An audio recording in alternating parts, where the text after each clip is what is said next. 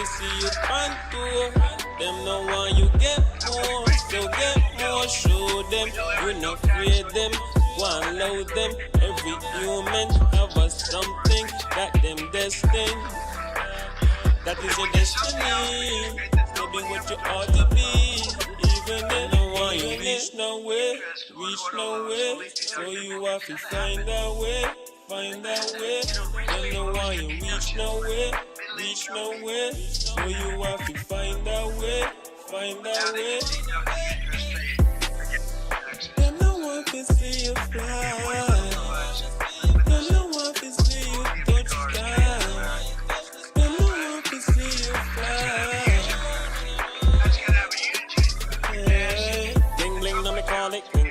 Every song I write, it's song. Every song I write, it's song. Tell me something, am I wrong? To believe in myself, put nobody above myself. Energy, energy, build your energy. Love, charity, what a sight to see, what a sight to see. What a colossal, working and working and working to prosper. What you gonna stop for? Keep on, it's right on the corner. Hey. Make way when I'm weird there. Hey, tell it you say them stay there. Hey, that is your destiny. Maybe what you ought to be. Even if no one you reach nowhere, so you have to find a way, find a way. Them no one you reach nowhere, so you have to find a way, find a way. 18 or 21 and all of a sudden they have $100,000. I can see you fly. Then no one can see you touch the sky. Then no one can see you fly. We passed 100% Hey. Then no one can see you fly. Then no one can see you touch the sky. Then no one can see you fly.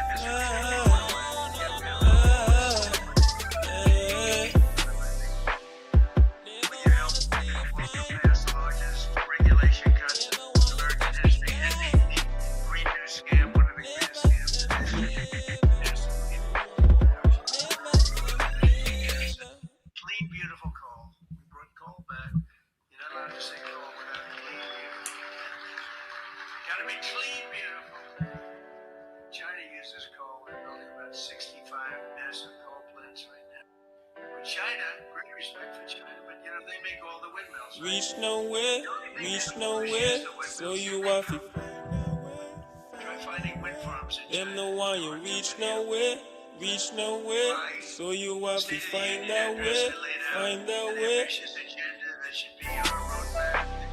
Them no want to see you rich, them will love to see you in a ditch.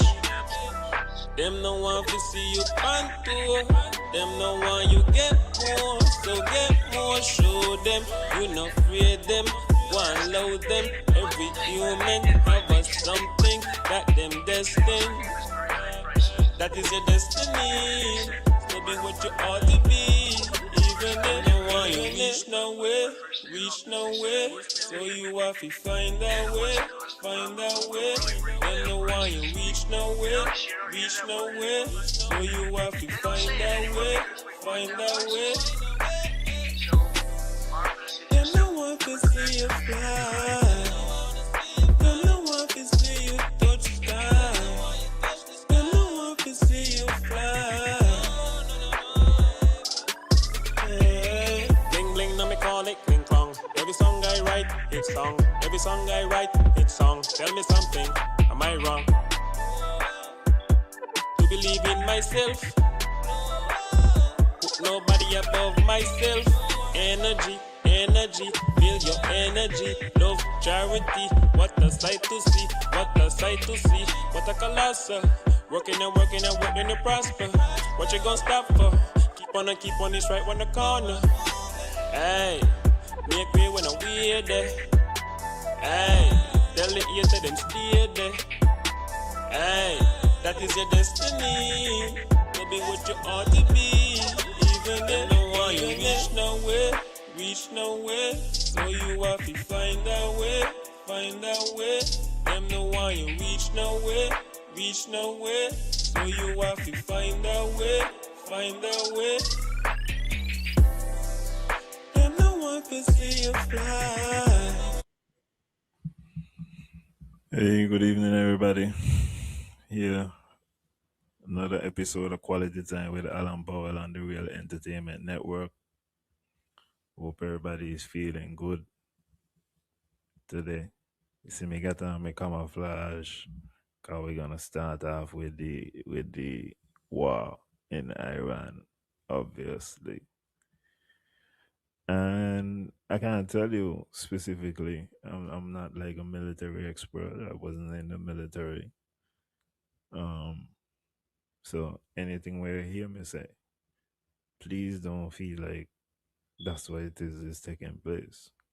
However, I am listening to people who are intelligent. I mean, there are certain polls you could see on CNN and the military committee, certainly, and those in command are excited about the strikes, but nobody understands necessarily what the strategic goal is. However, from the early exchanges, there is no doubt that America is winning. I think they knock out like nearly 50 people on the leadership side. Um, whereas America has suffered some casualties, but minimal in comparison and not as high value targets. This is all um, from a strategic standpoint. As I say, I'm not I can't tell you specifically the weapons being used, although I do know some of them and their capabilities, but I'm just not trying to be give off the impression of any military expertise. All of this is just to speak about the war and the impacts that the war is gonna have in our daily lives. I don't even have any kind of videos to run through. As I say, America has superior technology. I think for the most part they have command of the skies, and it seems as though the plan is to carry on the campaign, just as the president has said, for 3 to 4 weeks. And any ground forces are not gonna be like troops. It's not gonna be your typical circumstance. Let me say it that way. But that does not seem like that's where this is going. I think everybody definitely need to pay attention because it's gonna start to make its way towards the gas pump. And I promise you that during the next election, we will hear because there are gonna be certain projects that are affected by what is going on right now in the Middle East. And these projects are not gonna happen. And we are gonna hear that it is blame on the war in Iran. And not only that, as I say, it can affect your daily cost of living. Prices of anything that having plastic that is made out of plastic in general going up. And then the cost of everything going up due to higher transport costs. And this is even a next thing to do is pay attention to this long term. Because should one of the objectives of America and Israel succeed, then there may be a power vacuum. And so we don't know how that instability is going to affect what is going on in the Gulf Coast. Uh, this is a region where actually cricket matches that we watch on TV, those play the last Champions Trophy matches were played in Dubai. Now you got rockets being pointed at the UAE since apparently there is some kind of beef. I've also been getting up to date on the different Muslim, what is it? It's like denominations. It's like how the Catholic Church had a split and then Protestantism came in, but in the Muslim world is the Shia and the Sunni. And apparently Iran is Shia and Saudi Arabia is Sunni. A lot of other regions are Sunni, but there is some differentiation in how these different um, ideologies mix.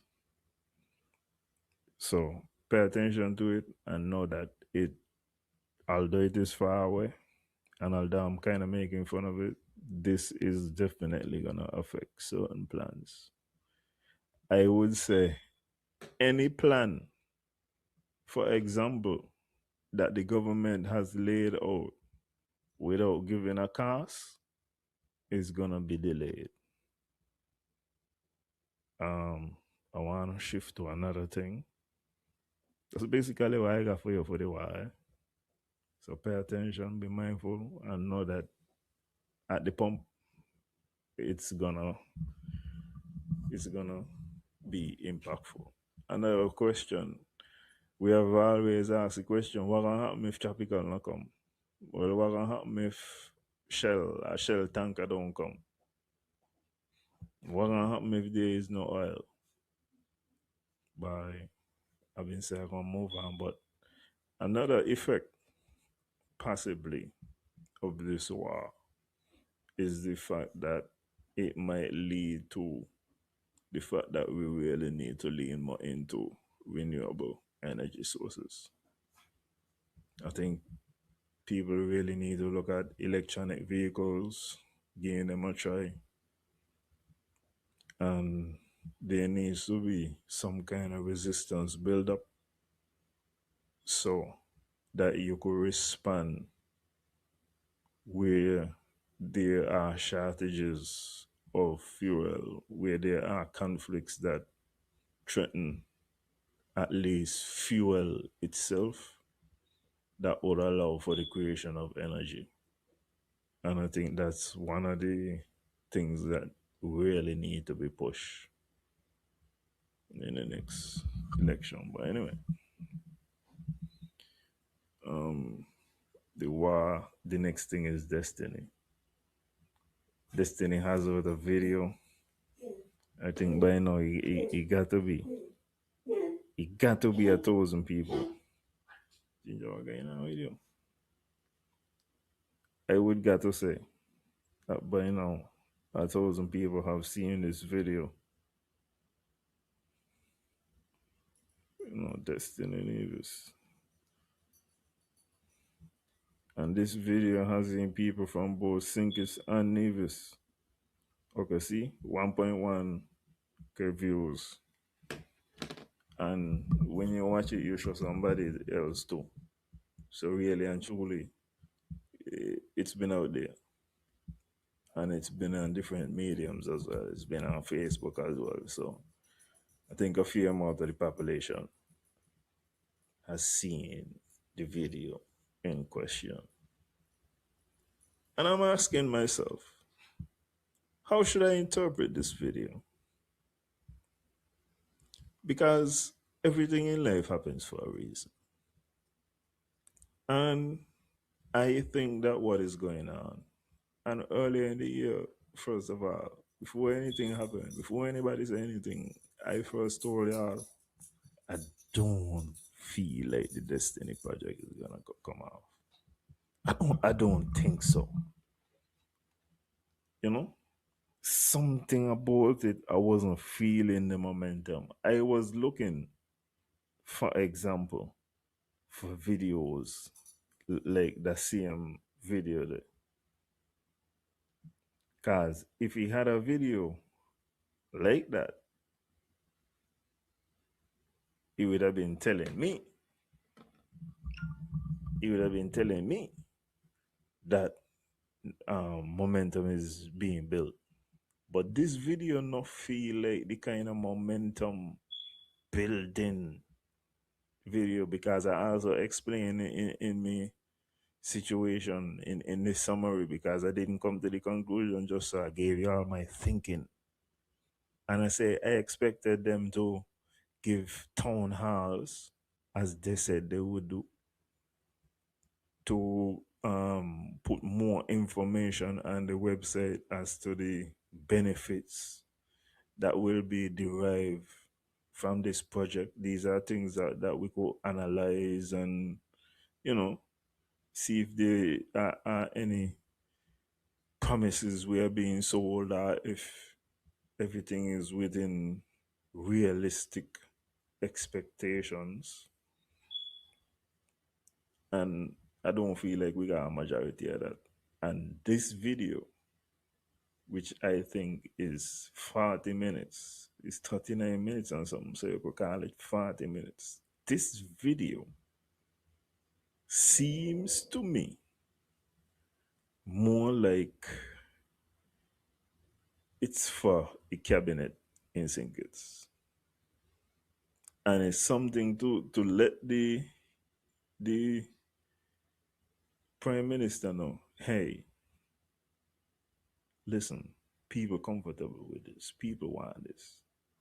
Not, and particularly, not just people in Nevis, people in St. Kitts want this too. And another thing that was added was that if you sign up, they gone up how much they wanted to give people, and they want to give people now $100 a month. Let me see if I go calculate. Cause in my mind, that's a number times 50. That's so. Well, I left out the one contingency.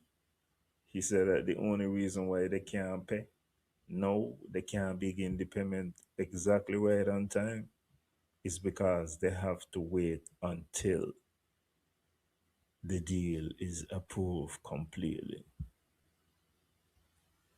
And in between there is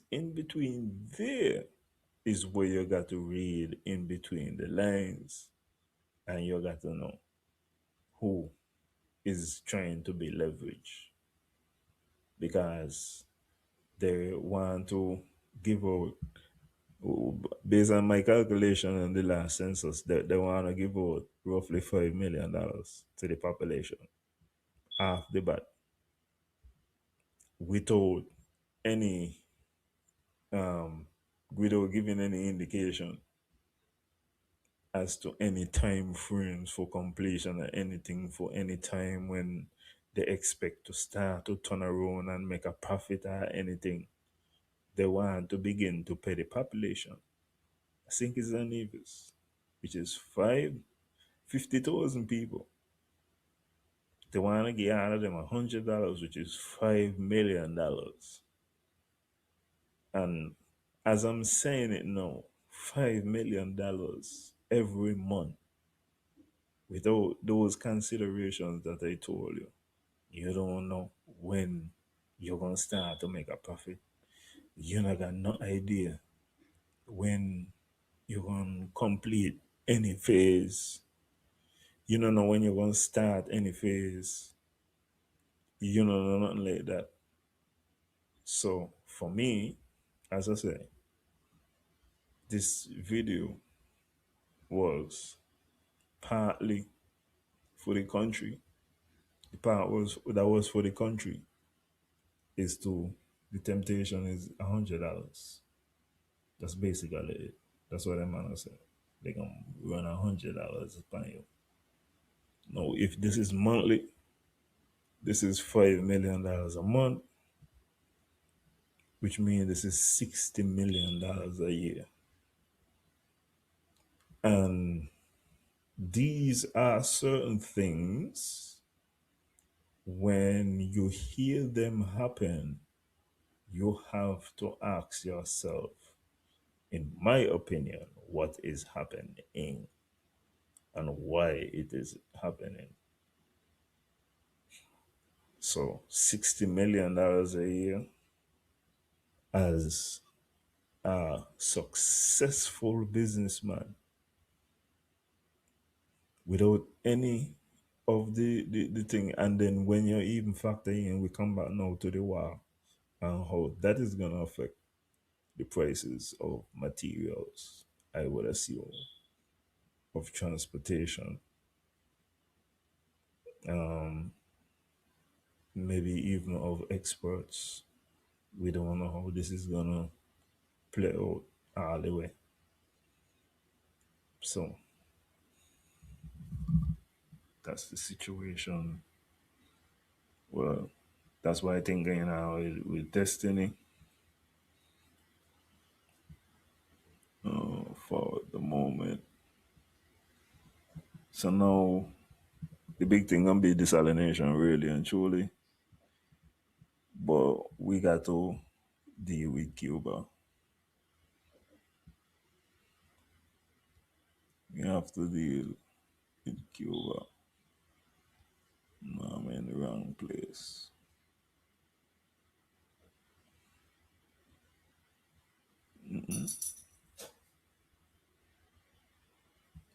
Okay. First thing. Let's go.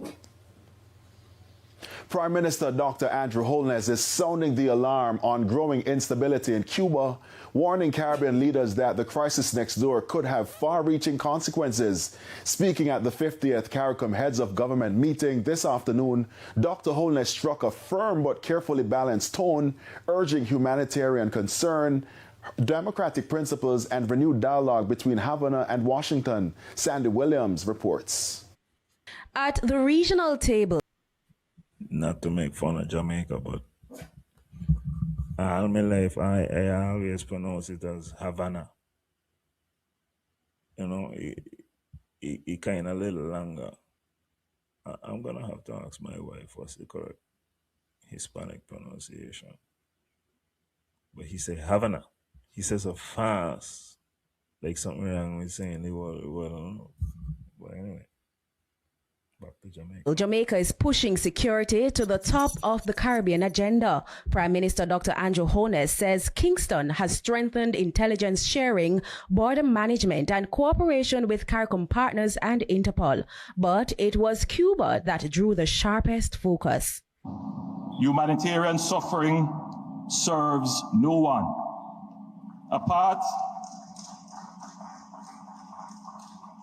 Apart from our fraternal care and solidarity with the Cuban people, it must be clear that a prolonged crisis in Cuba will not remain confined to Cuba.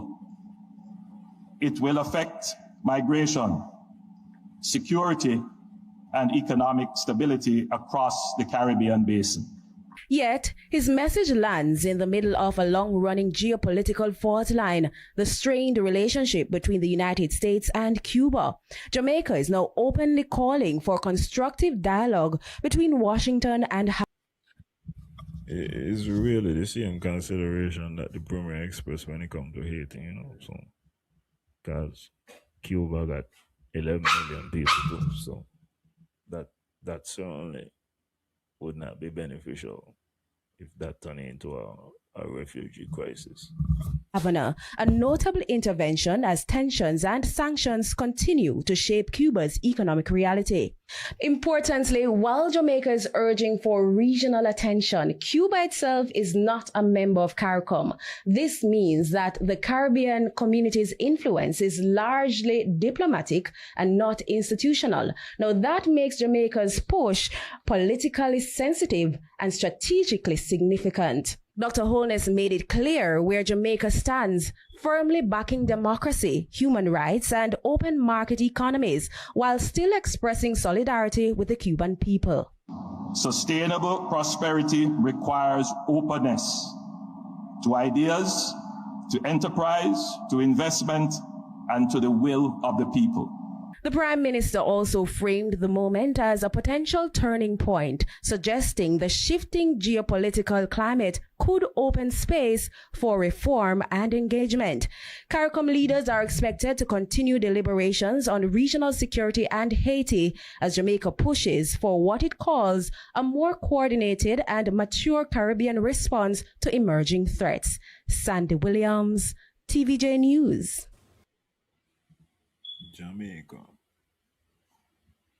We're gonna get to the point where my boy is gonna get a little slap from a senator. But first of all, I had to give the Jamaican position. And that felt like the CARICOM position either. No, this is in no way that CARICOM is saying that they will lift a finger. Well, and they can't do anything from a military perspective for Cuba at this particular moment in time. But at least they are encouraging a dialogue.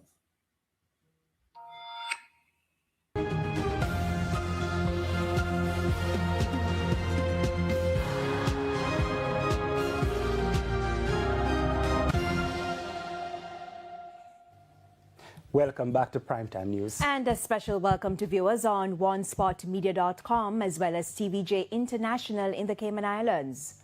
Up first this evening, shockwaves are reverberating across some sectors of the country this evening after Jamaica ended its medical cooperation program with Cuba. The development comes amidst what appears to be pressure from the United States. Jamaica's Ministry of Foreign Affairs made the stunning revelation today via a news release.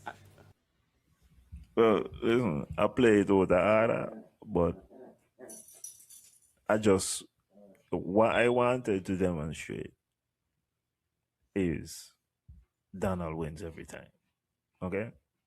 I also saw a document where Jamaica is signing on to an anti-narcotics pact with the United States. And this is a good thing. They share information, work closely. This is a good thing in general, overall. But shortly after the CM CARICOM heads of meeting, where you hear all these words from Andrew Holness, Jamaica and Cuba end medical program, and this not take no length of time.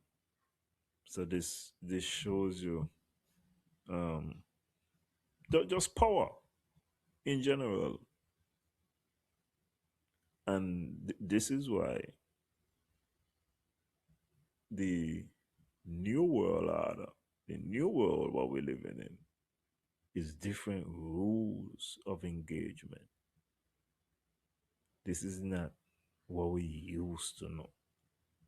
And it is important to pay attention to see the new realities, because you still got to live. So you got to figure out how to live in the upcoming order that is being created. Well, you looked at the story. Let's listen to the details. Say the words Cuban Eye Care Program and many Jamaicans will tell a litany of mostly positive stories, not to mention the medical missions. Since 1976, almost 50 years, Cuban doctors have been working in Jamaica as part of a medical cooperation agreement. But for the past few years, there's been pressure from the United States. The superpower has labeled the overall program throughout the world as forced labor. The government says there's no evidence of that in Jamaica. But this was U.S. Secretary of State Marco Rubio when he visited the island in March 2025. It's not that they're Cuban doctors. It's that the regime does not pay these doctors, takes away their passports, and basically it is, in many ways, forced labor. And that we cannot be in support of. We are, however, very careful not to exploit the Cuban doctors who are here. We ensure that they are treated within our labor laws and benefit like any other worker. So any characterization of the program by others certainly would not be applicable to Jamaica. We are ensuring that our program complies with all the international laws and standards. Almost a year later, the Jamaican government decided to stop the program, saying the previous agreement expired in February 2023 and both governments have been unable to agree on the terms and conditions of a new technical cooperation arrangement. The Jamaican government is, however, willing to engage the Cuban. Yeah, out of nowhere. Out of nowhere. This agreement has been expired since 2023.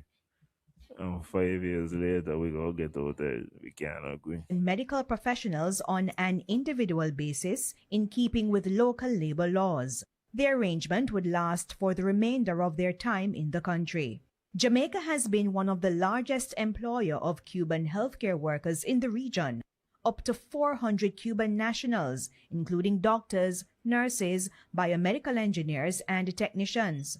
Earlier this year, St. Lucia's Prime Minister Philip J. Pierre said the U.S. had directed his administration to discontinue the program. Some Caribbean nations have also No sovereignty. defended the medical programs in their countries. And our news center is following this developing situation. And of course, our reporter Jamila Maitland, she went searching for answers. She spoke with the Health Minister, Dr. Christopher Tufton, at Gordon House a short while ago. We're not wishing to discontinue our relationship with the Cuban workers, just to be clear. We would like to have them. They work well. The relationship has been long and strong and beneficial to Jamaica. It's just the agreement in its current form, which we have sought to adjust with no response, and as a consequence are taking the position that we're taking. How come them can't say what about the agreement them can come to terms with? Is it that Jamaica try to pay them more and Cuba say no? Is it that Jamaica try to pay them straight and Cuba say no? Why that they got to be a secret? The concerns raised in the press release was there were some issues relating to something. Are you able to expound on? In recent times, some concerns have been raised, which we have taken note of, that are not consistent with some of our laws. So issues around the work the passports and handling their passports as opposed to the government handling control of the passports. And then, of course, the methods of payment. To what extent was there any? Well, isn't the Minister of Health in Jamaica contradicting his Prime Minister? Listen, he lucky he's the Minister of Health in Jamaica. Because if he been the Minister of Health in any other Caribbean, I'm telling you, he is fired immediately for them statement. Pressure from Washington to ensure. He basically said the same thing what Rubio said, which the Jamaican president deny is taking place as far as he not in the program, are the same concerns. And what may I say is, if that's the case, this is not a contractual matter, you know? Because I don't feel like those terms are in the contract. This is a government to government policy circumstance. The these contracts are in line with what they think is international standards. So you can't really ignore the geopolitical issues within their hemisphere and certainly within the global context. So America. I would not say that those may not have been considerations, but I would also say that when you look at the agreement, the historical agreement, and look at how they juxtapose against the laws of the country, there are obvious issues that needed to be regularized. So, is the Jamaican government willing to go back to the table if the Cuban government says enough? We are able to accept these terms, some of the sticking points as it relates to payment, as you said, and maybe the passport or some other. So we see how that turns out. I don't want to be hypothetical. I don't think it's a good thing so to do. I just can't speak. Never ever gonna happen. Never ever gonna happen. Not until Cuba fall. Everybody gonna listen and hear what listen to Alan. Alan gonna tell you what all of these Caribbean islands what was talking big and saying how the relationship with Cuba is important and how they concerned about refugees. All of them gonna turn their back on Cuba. Okay? As a result of that, and as a result of nobody looking out for Cuba, Cuba is gonna fall. Okay? Cuba is gonna fall up like a pancake. And even as we speak, they're saying Cuba is next after Iran. So Cuba is done. When Cuba is done and a different system is put in place, system that is more, what I would say, a more Western system. And as we know, Cuba, even though that system originated in the West, still, I think it originated in England. But even bearing in mind all of that, Cuba practiced communism, and the same thing that was going on in Venezuela, yeah, that's out of here. So when that is done, everybody gonna rush back to Cuba side. Everybody gonna be Cuba friend. Everybody gonna send in aid and say they're sorry and all the good things that they want. But at this time, you could see everybody bailing. Everybody bailing. If Jamaica bailing, that's just the signal of letting you know. Everybody bailing. Right now to the current situation and the facts as they are. And as of now, what we're saying. And also, if you live in the Caribbean, you're basically a semi-American. No autonomy. There is no agreement. There is no negotiated new agreement. But there is an offer for the Cuban workers to be given individual contracts to work here. And the opposition spokesman on health, Dr. Alfred Dawes, has also been weighing in on the issue. TVJ News spoke with him a short while ago, also outside Gordon House. But to be honest, we saw this coming. When the program expired, what we saw was an attrition. And doctors and nurses were going back to Cuba. They weren't replaced. So we saw the numbers dwindling down further and further. So we figured something was up. The negotiations directly with the Cubans didn't seem to be going anywhere. And we know that this concept of individual contracts is not going to fill the gap because the collaborators know that there are consequences to abandoning their country, whether, not being able to go back as freely or I don't know, but it is not something that is accepted worldwide because they have Cubans being deployed all over.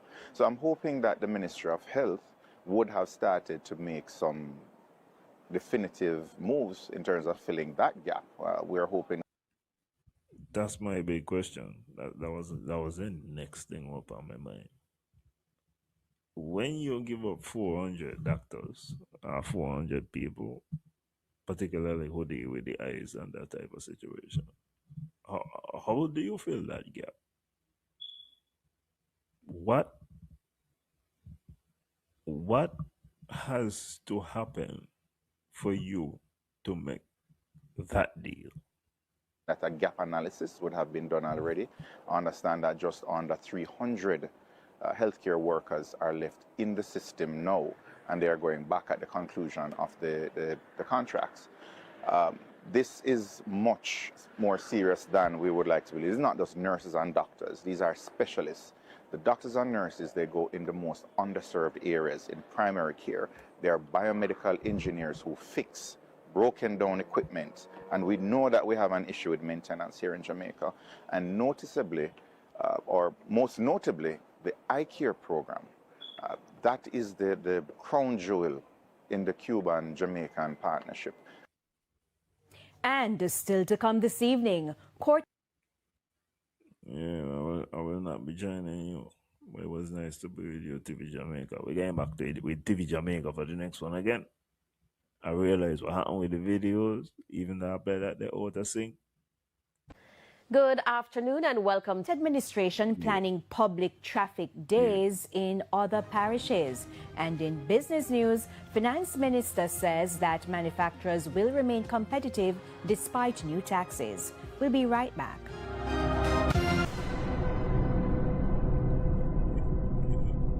The Midday News. I'm Shamela Pullen. A special welcome to our viewers on TVJ International in the Cayman Islands and YouTube, as well as OneSpotMedia.com. Here's what we have in the bulletin. U.S. President Donald Trump threatens tariffs on countries supplying oil to Cuba. Prime Minister announces new defense ministry. And later in sports, Under-20 Reggae Boys kick off World Cup qualifiers with a victory. Now the details. One independent security consultant is speaking out following new action by the United States targeting Cuba. This after Donald Trump signed an executive order threatening tariffs on any country that sells oil to Cuba. The move comes as the United States continues efforts to block Venezuelan oil shipments to the island. Antonia Atkinson has the details.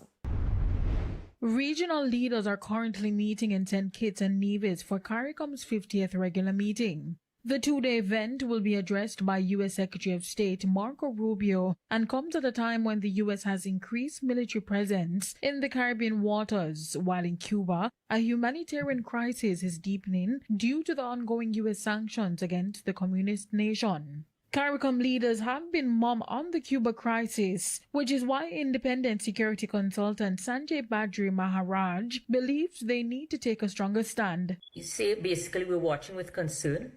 We express our solidarity with the Cuban people and hope that they come through this relatively unscathed. We stand prepared to help in any humanitarian way possible. That is a perfectly legitimate statement. And then articulate the security concern. CARICOM has a legitimate concern that should Cuba's internal situation continue to deteriorate, we could see a major influx of refugees into our country. Let me tell you something. There is no security infrastructure that is capable of withstanding a wave of Cuban refugees. It's not possible. They're just gonna be there. Countries which we cannot cope with, and flag those issues. He noted that Cuba has been under heavy economic strain for years and warned that increasing pressure could push the country deeper into crisis. Badri Maharaj said while Cuba has struggled to adjust to changing global realities, what he described as a U.S. bully mentality is not the answer. He also warned that if conditions worsen, the region could face a possible refugee crisis. CARICOM's statement and the former heads of government statement really is neither here nor there. All it is background noise into a situation where nobody cares what we say. What we have to be concerned about, and this is our concern, which is not being articulated, is in the event that Cuba implodes, where we could have a refugee crisis We could also have a massive proliferation of small arms coming out of Cuba that would destabilize our region. And that is something we need to be very, very concerned about and articulate that very clearly. At the same time, he said Cuba's government must also be willing to make changes if it expects meaningful help from the international community. There has to be a change. And I think you're going to see more and more pressure from within Cuba for change. Now, there's always been a pro-democracy movement in Cuba that's unaffiliated with the United States. No, this person is obviously from Trinidad and Tobago. My only concern about this aspect of the conversation is that still at the same time, even though there may be a hate for certain governments and certain systems of government, certainly, it would seem to me that it is beyond the scope to tell a nation how to run their particular government. When you think about the government of Trinidad and Tobago, and you think about any government in the Caribbean, really, our government in St. Kitts and Nevis, for example, thanks the government of Saudi Arabia all the time. I don't hear about no elections for MBS. MBS is just gonna be there. When we go to Dubai, Mohammed bin Zayed, there's no elections in these circumstances, man. For the Caribbean countries that have a relationship with the Republic of China, it's contradictory to say, well, they need democracy. I feel like the people of Cuba definitely need assistance. They need some time to breathe, some time to build up themselves. But as to the form of government, I'm not necessarily sure that is within the scope. Now, if the people want democracy, then, sensational. But I don't necessarily know if that should be imposed upon them. United States. And I hope that that movement gets stronger. But something has to give internally in Cuba. And an orderly transition to a democratic form of government is right now the only option that's viable. Yeah. It's also kind of wild to be calling for these type of things in another country. I'm just saying. Because there is nothing else that's going to happen. He says how this situation unfolds could have serious implications, not just for Cuba, but for the wider Caribbean region. Anthony Atkinson, TVJ News. Political commentators are weighing in on the All right, done with you. Moving through. Moving fast today, you know. I think I already played you. It's time to go to Trinidad again. Kamla. Let's see what the erratic one has to say. In the meantime, Trinidad and Tobago Prime Minister Kamla Persad Bissesa is cautioning CARICOM about supporting the communist regime in Cuba. Trinidad and Tobago will not support a dictatorship in Cuba or anywhere else. We will not support it. No, what I need to understand is that Trinidad and Tobago definitely has diplomatic relations with the Republic of China. And if the Republic of China is ever to see footage of this, major problem for Trinidad and Tobago. They ain't gonna announce nothing big, nothing major, but they shall they shall not be recognized. They're gonna be like Singis and Nevis actually. Singis and Nevis don't exist when it comes to the Republic of China.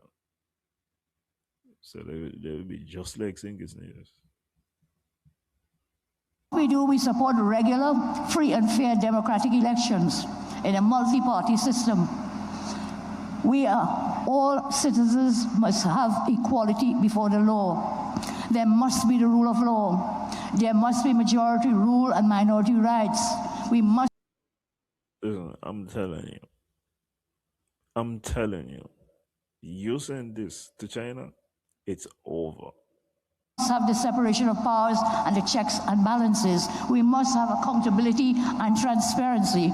We must have freedom of expression and association. And for us in Trinidad and Tobago, we must have capitalism. We will not support dictatorships. And that's it for that. And I only mentioned them China aspects there and them China angles there because that's the only play I see that CARICOM has to bring Trinidad in line to be compliant them. Because there are other members of CARICOM who also have a relationship with the Republic of China, and they have a relationship with the United States too. Every nation goes have a relationship with the United States. But some of them also got one with China, and I feel like that's the leverage. But what do I know? U.S. Congressman Carlos A. Jimenez has strongly criticized comments made by Prime Minister Dr. Andrew Holness on Cuba, warning that Jamaica could face consequences. He issued a sharply worded response in a statement on X following Prime Minister Holness's address at the CARICOM summit underway in St. Kitts and Nevis. Mr. Jimenez suggested that Dr. Holness was covering up for what he called a, quote, moribund dictatorship, unquote, in Cuba. He also alleged that the Cuban government had previously interfered in Jamaica's politics to undermine the Jamaica Labour Party and warned that Jamaica would face consequences. Prime Minister Holness, speaking at the CARICOM meeting on Tuesday, called for frank discussion about the situation in Cuba, noting that Jamaica and Cuba share deep historical ties and that Cuban doctors and teachers have supported countries across the region, including Jamaica.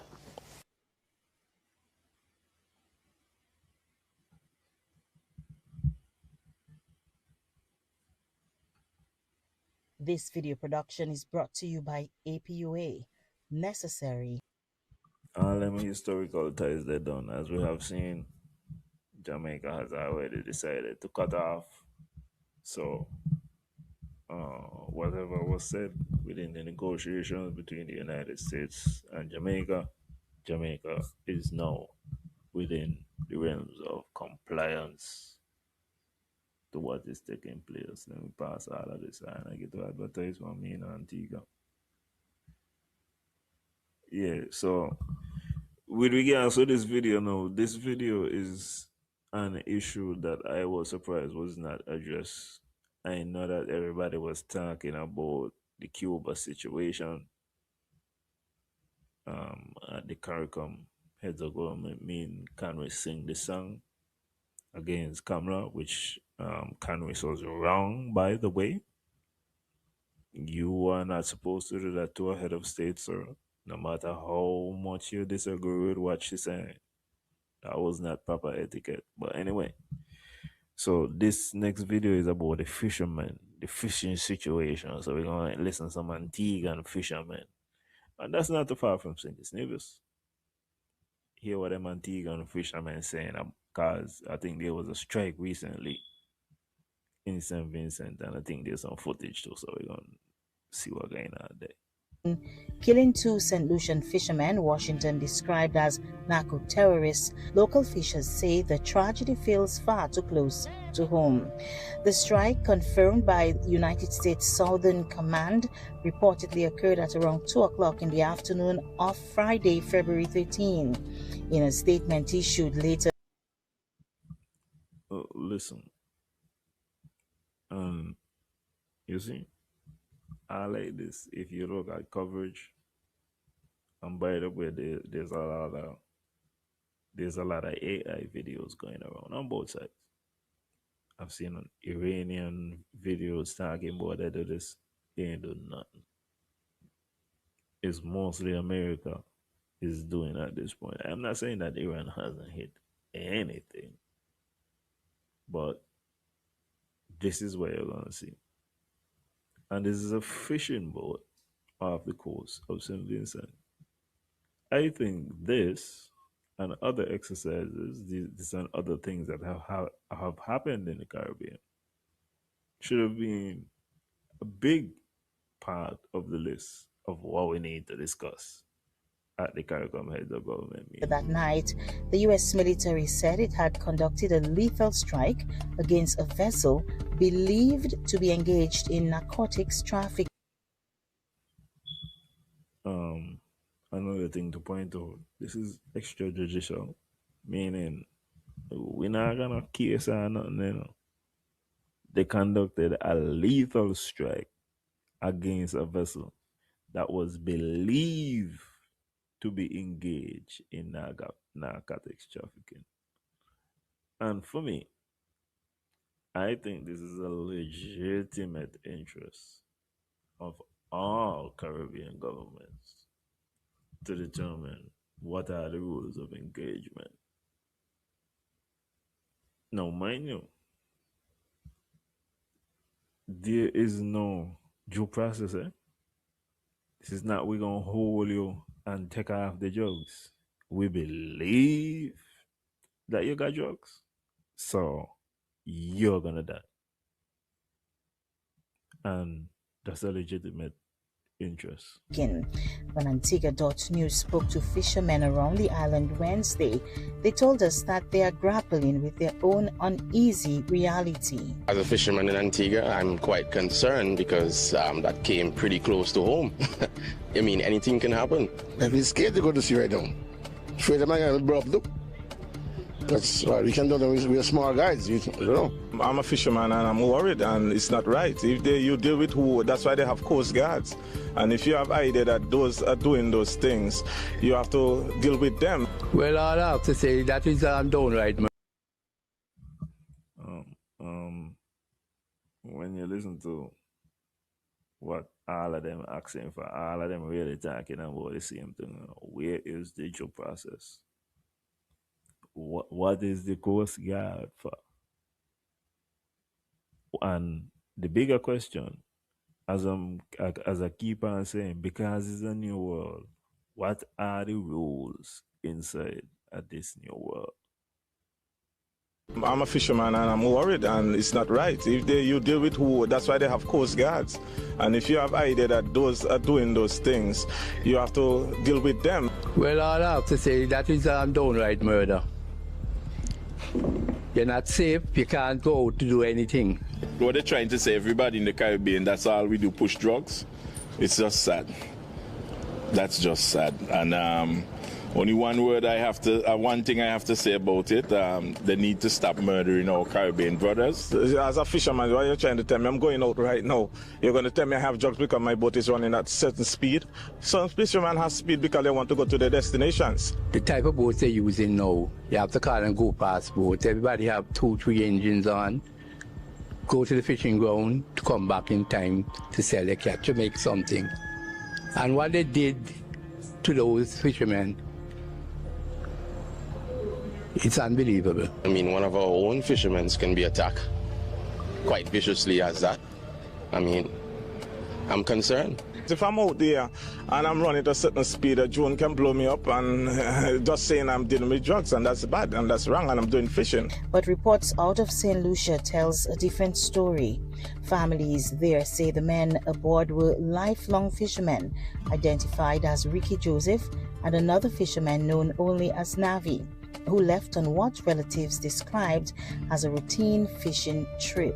They were expected home that night. The Prime Minister of St. Lucia.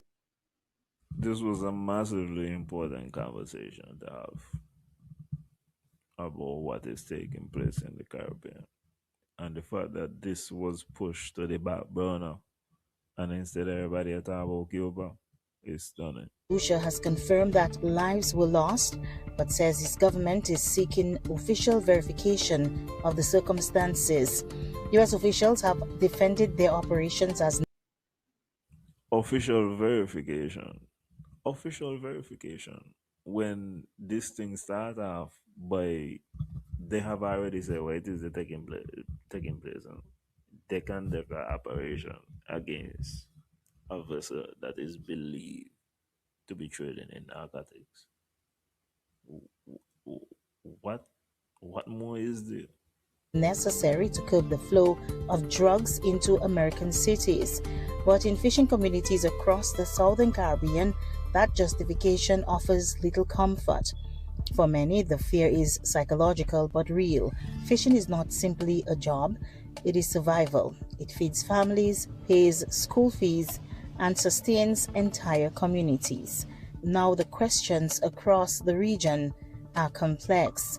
Were the men truly engaged in narcotics trafficking? Was the vessel in international waters? Was lethal force the only option? For ordinary Caribbean fishermen, the debate is more immediate and human. Out on the open sea, there are no lawyers, no press conferences, no time to explain who you are. There's only a small boat against a vast horizon. There must be particular rules so that if something happened to the fishermen while they're out there, that what end up happening is that people not just light a candle and say, well, look here, we lost the fisherman here this time. There has to be an explanation as to what is taking place beyond the fact that it's clear that narcotics is a priority. The procedure that we go through is important. Was the boat running away? Them kind of situations. That's what I mean.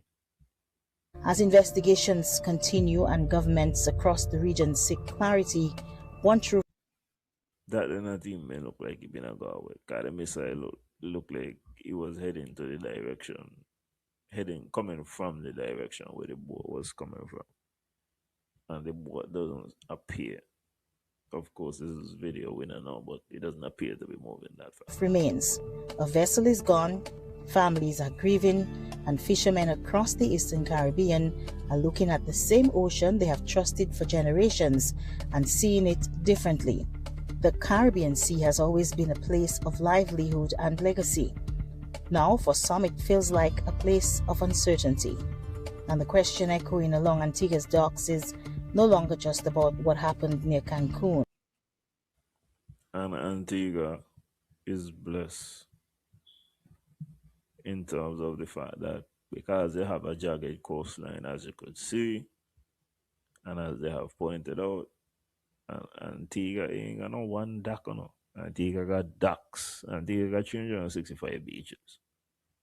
So they have docks, they have a jagged coastline, and that is good for that type of circumstance. So the boat life is a serious thing in Antigua. It is this: if a fisherman cannot feel safe on the sea that feeds his family, what does that mean for a region built on the water? This has been a production of Antigua.news. I am Charmaine Big Charles. Fishermen from St. Vincent and the Grenadines and St. Lucia are on edge following a large explosion in the Caribbean Sea on Friday, February 13th. The first blast was... No, I'm to the video there. Oh.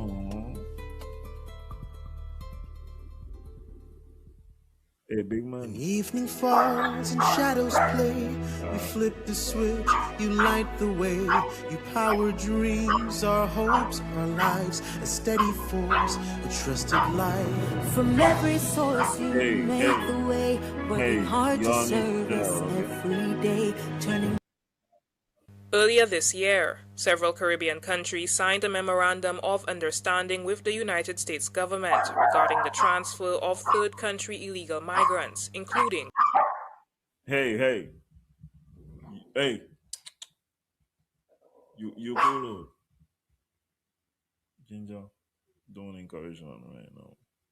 Don't encourage this last video before we get to the desalination. The desalination is a good length video. But this last video is returning to the deportee situation. And this is from two prime ministers, one from Dominica, one from St. Lucia. Little update to that circumstance, at least out of those countries. And we watch this to see what's the situation with regards to other countries and what those deals might look like. St. Lucia. Following the 50th CARICOM Heads of Government meeting, Dominica's Prime Minister Roosevelt Skerrit provided an update on a new draft agreement between the U.S. and his homeland. The deal is expected to be signed later this week. The United States has proposed a maximum number of 7 people per quarter. So it won't be this significant number that people have been intimated. Okay. Now, 7 people a quarter would seem to me like it's 28 total possible for a year. Okay?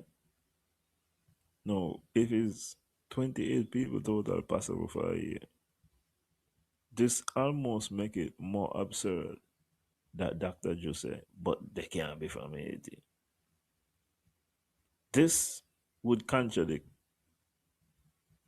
a large proportion of the issues that Dr. Joe expressed. So I don't know if Roosevelt Skerrit do it, know what he's doing, but he's dry snitching and the Prime Minister saying this. It will be 7 people per quarter. And so this is the total number of people that we would have at any one time. And of course, there are conditions on acceptance of those persons. On Monday, if he say you only could get 7 at a time, that means that then a must stay longer than 3 months. You got 90 days and let we go get on with this thing. I don't see how that's a major issue to say now we keep out Haitian over that. 7 people a quarter, you know. That's 7 people in 3 months, 90 days. I don't get it. Anyway, on to St. Lucia. January 12, 2026, St. Lucia's Prime Minister Philip Drama, well, maybe they might create drama. J. Pierre made it clear that the government was negotiating the terms of the non-binding MOU with the American government. At that time, he asserted that he would inform the press when an agreement had been reached between the U.S. and St. Lucia on the transfer of illegal migrants. Let me make it abundantly clear, there's been no agreement with the government of the United States. So I can't tell you numbers, I can't tell you anything about numbers, nor can I tell you anything about conditions, nor can I tell you anything about anything of that nature. Well, at least we could see consistently through the Caribbean, leaders feel as though until they sign the deal, they can't tell you nothing about the deal.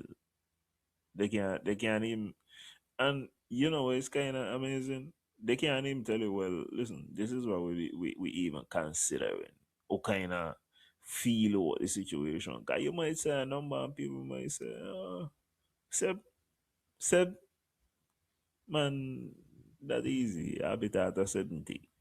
But Seb, easy.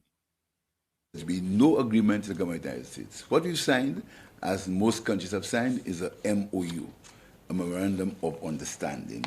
The Memorandum of Understanding is basically a framework for dialogue and cooperation with the United States as it regards to nationals from third countries who are presently in the United States and the United States seeks to want to get them out of the United States. Pierre also stated in January that deportees with known criminal records would not be accepted into St. Lucia. Additionally, any information regarding their health, as far as is legally possible, would be provided to the government of St. Lucia.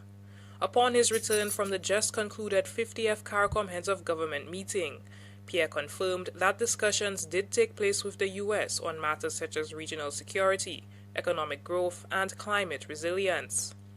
However, he did not indicate whether any agreement had been reached with the U.S. regarding the transfer of third-party refugees or illegal migrants from the U.S. to St. Lucia. For the DBS News World, Miriam Montoute reporting. Let me tell you. Okay, so this last one is desalination.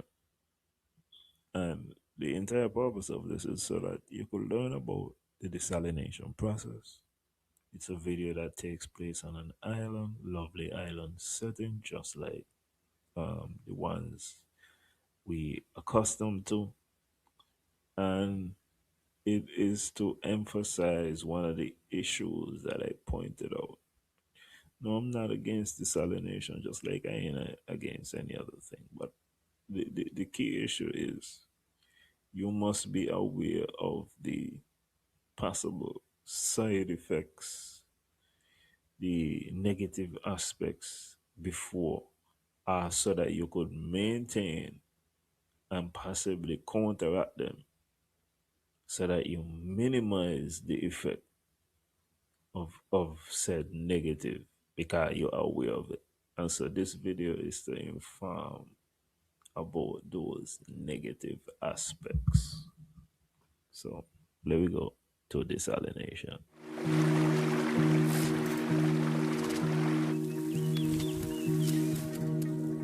Without water, no life is possible. It shapes our societies, daily lives, and future. But now, more than ever, it's becoming a major concern for humanity.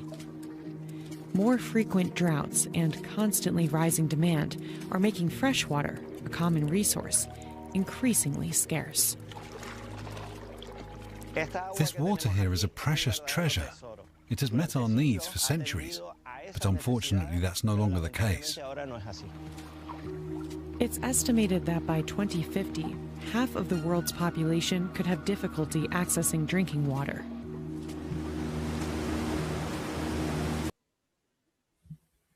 That means that this is an essential thing to understand. Half of the world by 2050 ain't gonna have access to enough fresh drinking water. So this is something that needs to be addressed pronto.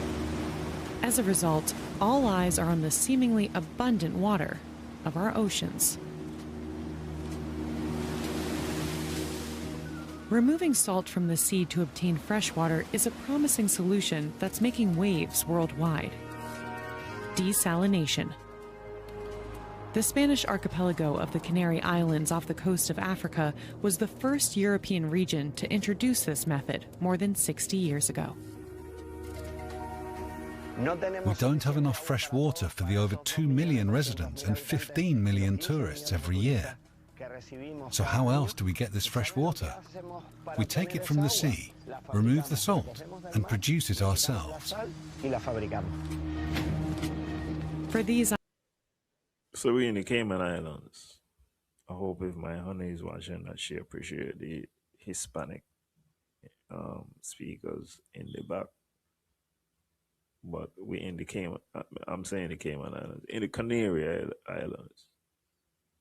So the premier is familiar with where we're at. Islands plagued by severe droughts. This technology was a blessing. Turn on the tap and the water flows. For us, it's wonderful. We can't manage without the desalination plants anymore. But the illusion of abundance drove an unrestrained and very water... When you look at that picture there just now, let me see if I could go back on that picture. No, let me speed the salt and produce it ourselves. But when you look at that picture... For these islands plagued by severe droughts, this technology was a blessing. Turn on the tap and the water flows. For us, it's wonderful.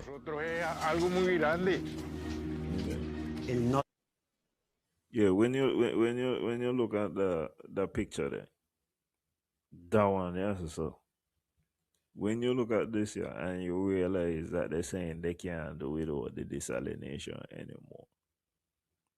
you must understand that this picture here, what we're looking at, is basically destiny. And so, desalination definitely is going to be necessary to sustain this. And this even involve the fairy tale that he's speaking about, of saying that there is enough water over there to sustain the amount of people that he's speaking about, that the mission is impossible. So in order to get this here, is what we're seeing on the screen, desalination has to be involved. Oh no, I've been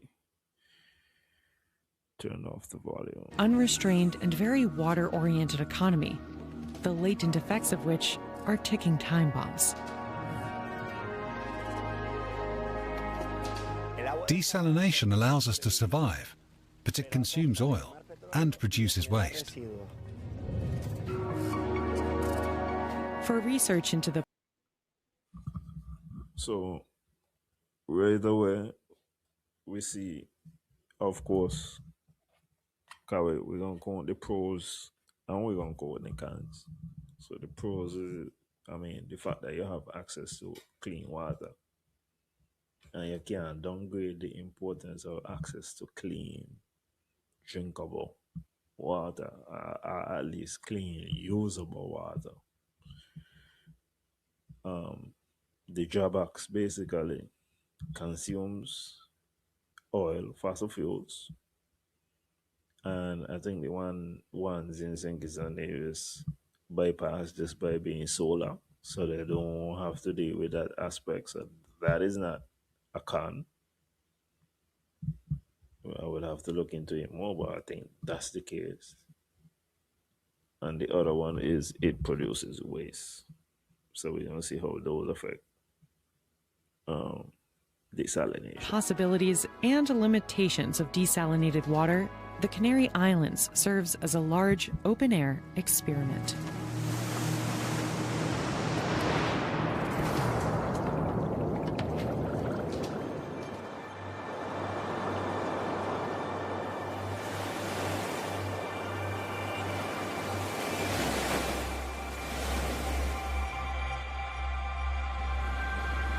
The Canary Islands are roughly 1,200 kilometers southwest of the Iberian Peninsula and are one of the EU's most arid regions.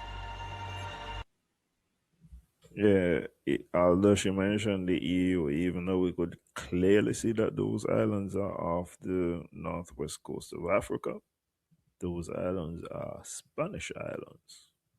So if you're in the Canary Islands, you are basically in Spain. It's like when you go Saint Martin and you're in France or Netherlands. Same situation. As rainfall here is much less than the Spanish average, inhabitants have always prioritized the search for water. And the forest plays a crucial role here. On the peaks of El Hierro, declared a biosphere reserve by UNESCO, are what's left of forests that covered Europe millions of years ago.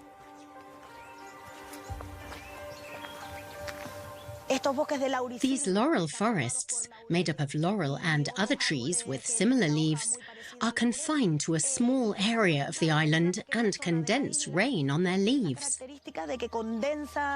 Many years ago, this was an important way for the local population to access water, which is precious on an island like this one that often suffers from drought.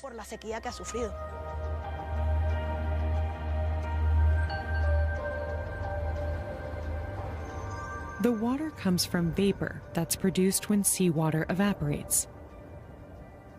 Tiny droplets form dense clouds.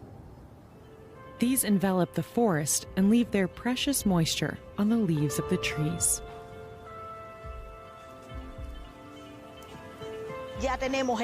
What we're looking at here is something we call the Sea of Clouds.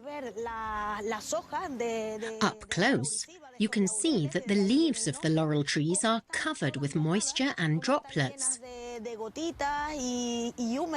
We call this phenomenon horizontal rain. The mist, the humidity around us, condenses on the leaves and falls to the ground as droplets. And this fills our groundwater aquifers.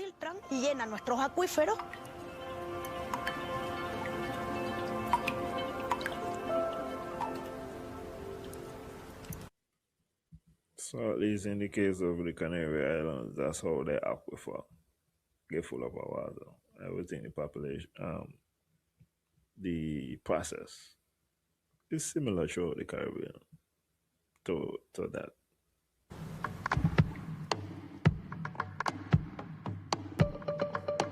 Even the indigenous people of Tenerife, who settled here 2,000 years ago, collected fog water in basins carved into the rocks. Centuries later, as the population grew, numerous wells were drilled to harness the water that had seeped into the ground.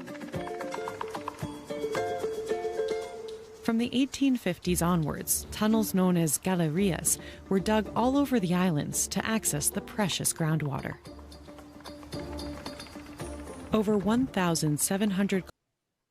All of this so far is the same thing we've been doing. And this is just the other side of the Atlantic Ocean, but it's the same. Kilometers of tunnels have been dug beneath the Teide volcano on Tenerife. Jaime Coelho Bravo, who grew up here, ventures deep into the heart of the island in search of this precious resource. This is a very special place for us Canarians. It's like entering a cathedral of water. This galleria extends over 5 kilometers to what's known as the phreatic zone, into the water table. The water flows along the walls to the ground, where it then drips down to a canal. The gallerias are a poignant sight because they symbolize the Canary Islands' struggle against water scarcity and the huge effort needed to obtain even just a tiny amount. As you can see here, it's clear that the smallest drop counts and that every single one is needed to supply the population with drinking water. I regularly check whether stones or branches have gotten trapped in the canals. We have to make sure the water reaches people's homes without any issues.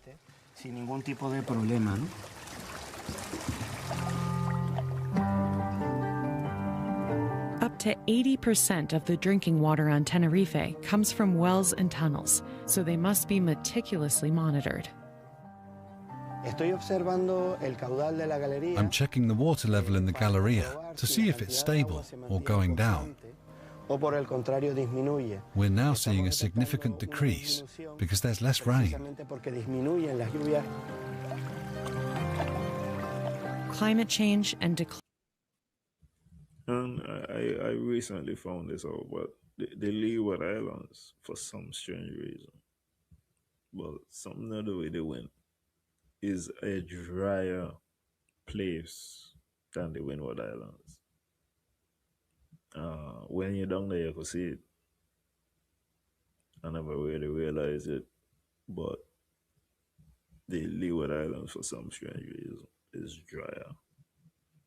All of it seems like it's the same Caribbean, different, and even them gain less water still.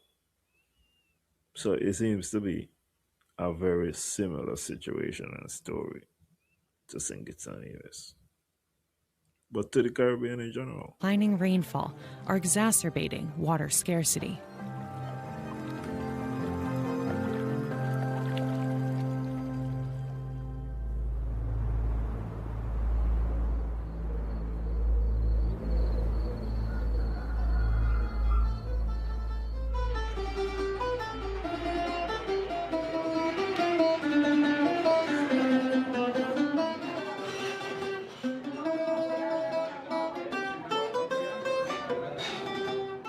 Juan Ramon was born on the island of El Hierro and remembers one of the archipelago's worst droughts.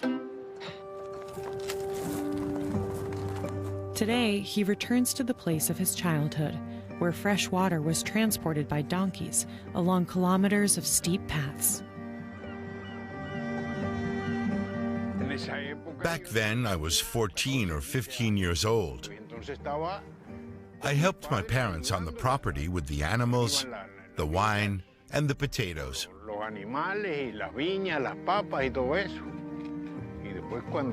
And whenever we needed water, we took the donkey down to the well.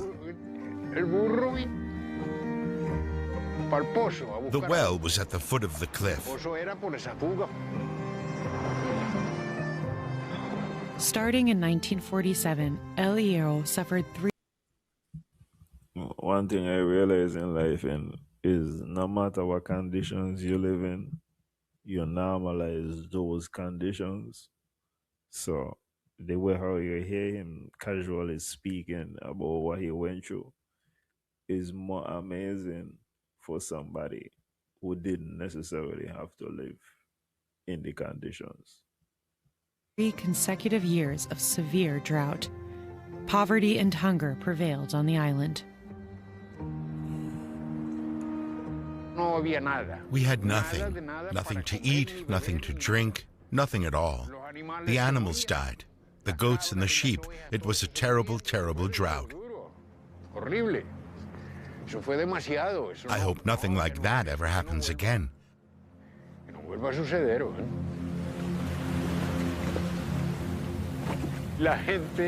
People sailed away in their boats. They said, before I die of starvation, I'd rather risk the crossing. I went too. In 1948, Juan Ramon, like many other inhabitants of the Canary Islands, boarded an illegal ship bound for South America.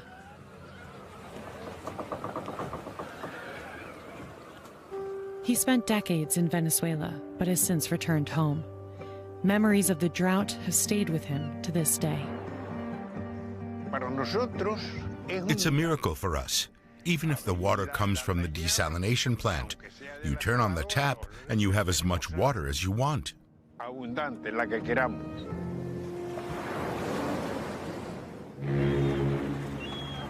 1964, Europe's first desalination plant was delivered to the Canary Islands. Lanzarote, the most desert-like island in the archipelago, was the first to start desalination. Its water supplies were under severe pressure due to prolonged periods of drought. But this new technology was extremely rare at the time. The plant was based on a model by a small group of visionary entrepreneurs from the US. For the first time, European citizens owed their survival to desalinated water. The technology spread rapidly to neighboring islands. But it wasn't until the 1990s, when the process was modernized, that desalination experienced an exponential boom.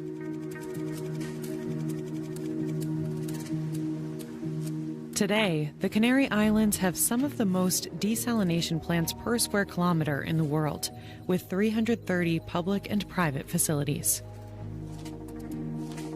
More than 20,000 of these plants are in operation around the world.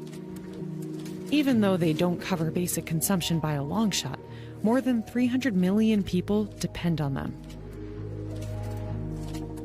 Tenerife is home to one of the largest modern desalination plants in the Canary Islands. It supplies the entire north of the island. Juan Ayala Barroso is head of operations. Our plant treats around 30,000 cubic meters of water every day, which is equivalent to around 15 Olympic swimming pools. For the city of Santa Cruz de Tenerife, this represents approximately 60% of its water consumption. The remaining 40% comes from wells or galerías. The water pumped from the sea is initially purified using a series of microfilters. So because it's a massive project, that man take on. And that's why because you had to switch up. I mean, we really frozen up there in the corner. but we going now to understand the actual process of desalination, and they spoke basically about the capacity and how much they're producing. So we know some rough numbers, and we get an idea also of how the process actually works. We're at the heart of the plant here.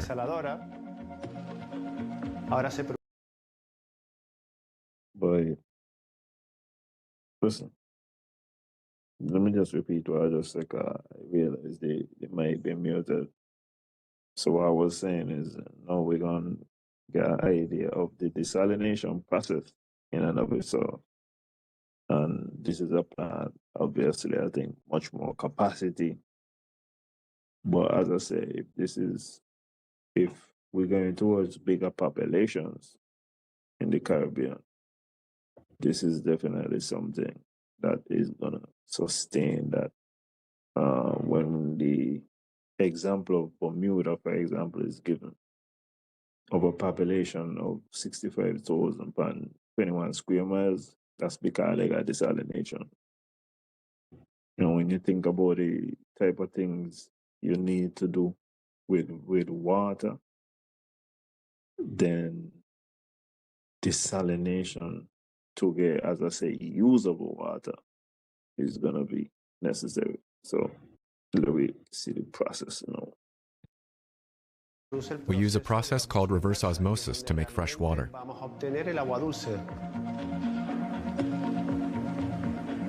Reverse osmosis uses water pressure to remove salt and minerals from the water. The seawater is injected through a series of tubes and forced against the walls of a semi-permeable membrane under high pressure. While some of the water molecules pass through the filter's nanoscopic pores, the rest of it remains behind, along with the salt and its minerals.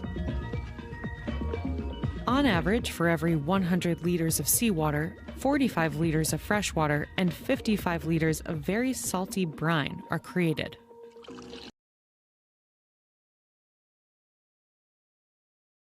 So we got a number. For every 100 liters of water, essentially 55% of it turn out to be waste. And the reason why I feel like that's important is more than half of it is waste. We need to know how to dispose of this waste in a responsible manner.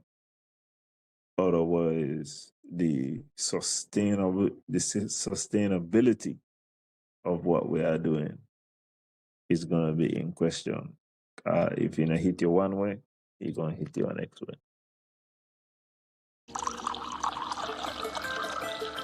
The water is drinkable now, but not ready for distribution. It needs to be remineralized and disinfected first. But although the tap water is drinkable, many people choose not to drink it. Due to its taste, smell, and reservations concerning its processing, most Canarians prefer to drink bottled water imported from the mainland.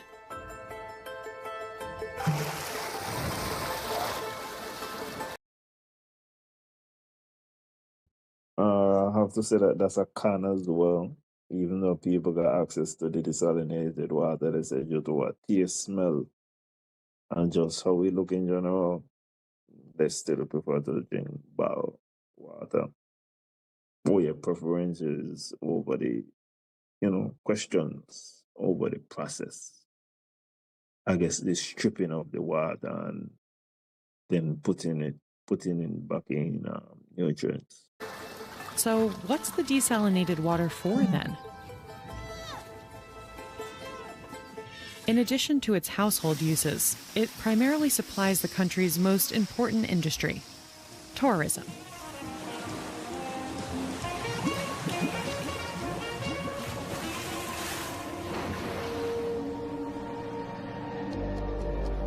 Desalinated water offers endless possibilities.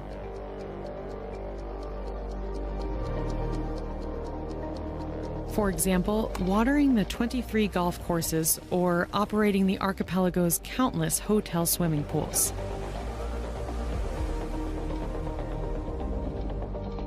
But how did things get so bad in the first place? After the Second World War, dictator Franco's Spain was a nation on its knees, enduring 20 years of economic hardship. But in the 1960s, an increase in paid vacations and the expansion of air travel presented new opportunities. Desalination now became a way to save the island's economies by transforming them into popular seaside resorts. Ici, dans tous ces endroits où il y a maintenant les hôtels et les appartements, je crois qu'il n'y avait... This is remind me so much of Destiny right now. I just had to just say that. But this will remind me so much of what is taking place right now. Absolument aucun immeuble il y a 10 ans. C'est ça, justement. Il y avait quoi? Il y avait des plantations de bananiers. Tout ça était des bananiers. Il y avait combien de touristes ici il y a 5 ans? Il y a 5 ans, nous avions seulement que 3 000 touristes. Et l'année dernière? L'année dernière, nous avons eu 45 000. Today, around 17 million people visit the archipelago every year. Jaime Coelho Bravo witnessed the tourism boom. Before the 1960s, there was nothing here. Now there's a shopping mall, an artificial beach, and even buildings that are built into the volcanic crater. All this was only made possible by desalination.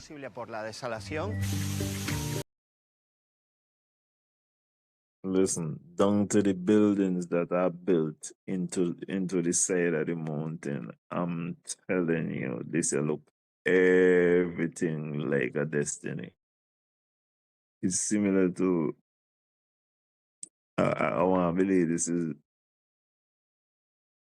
similar to dialysis except with seawater. If we can have one of these facilities, why can't we have a state-of-the-art dialysis center?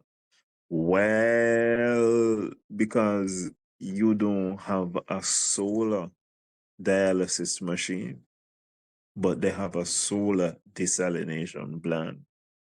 So when you get your solar dialysis machine, we'll write to the government and we will see if they will consider it at that point in time. And the good thing is we ain't producing no waste like at the desalination plant. So just show me the solar dialysis machine and we're going to write up the proposal.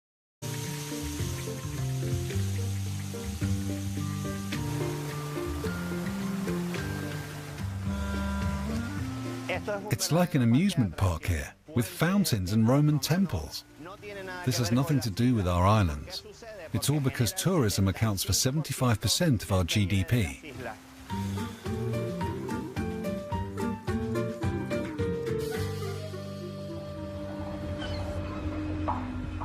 However, to produce desalinated water, the islands depend on fossil fuels imported from the mainland. But this water also nourishes another important economic sector: agriculture.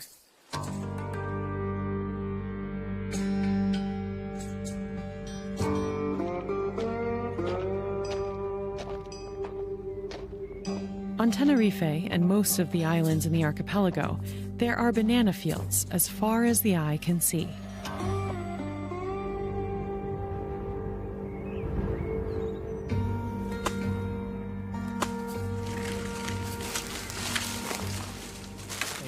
This plantation has around 5,000 banana trees. Each one needs about 20 liters of water a day. Banana cultivation, introduced by the Portuguese in the 15th century, initially developed with the help of So each banana tree is roughly left you back with basically 5% of the water from the original 100 liters. And you hear how much banana tree? he said, and all of this is relevant to the fact that if you are going to be dealing with food security in a serious way, then these are the numbers that you got to play around with in order to show your commitment to the farmers as far as giving them access to water so that they go water the plants. Natural water resources. However, repeated periods of drought, outdated irrigation systems, and the massive expansion of banana farming led growers to switch to desalinated water. The wells yield less and less water. There's no longer enough for all the plantations. So we have to resort to desalinated water. However, water that's dependent on the price of oil means additional costs. Today we're under pressure from unfair competition from bananas from South America, where regulations aren't so strict. We've got high labor and water costs. Production is expensive, and bananas from South America cost half as much as ours from the Canary Islands.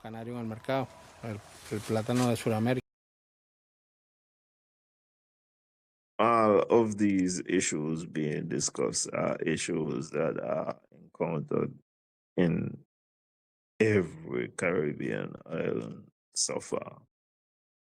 So even dig up issues with Central American bananas. Can't beat them.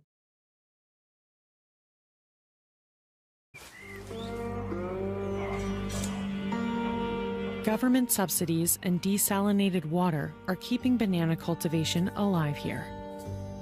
400,000 tons are grown each year across the archipelago, mostly for the export market.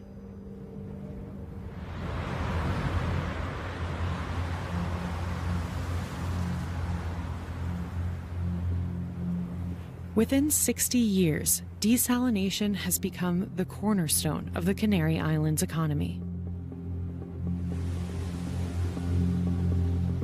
The exception is La Gomera, which mostly manages with its available natural freshwater resources, while all the other islands rely on treated seawater. Lanzarote and Fuerteventura, as much as 100%. More than 500,000 cubic meters of water are desalinated daily across the archipelago, an extremely energy-intensive process. The production and distribution of desalinated water is still almost entirely dependent on electrical energy. The desalination process alone consumes more than 10% of the electricity generated on the islands. Most of the energy comes. It would be interesting to know how this solar powered desalination plant is going. I also feel like it should be a heavy emphasis in the next election with regards to renewable energies, and not just with regards to renewable energies as an alternative and to ensure that the islands are not shut down, are not severely impacted when it comes to these oil crises, but also maintenance. You need people who go into these plants and understand the equipment, understand how to maintain the equipment, is up to date in the field. And in the same way how you got a lot of people who need to be able to deal with HVAC, to deal with the ACs, there is a situation where you could create new industries around different solar energy, from maintenance to installation to disposal, all of these different aspects. Also technical, but anyway, I'll come back to all of that.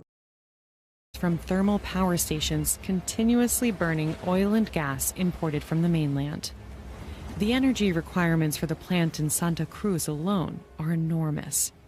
30,000 cubic meters of desalinated water consume around 100,000 kilowatts of electricity per day. The weekly electricity consumption of the archipelago's 330 desalination plants is equivalent to the cargo of a 120,000-ton oil tanker.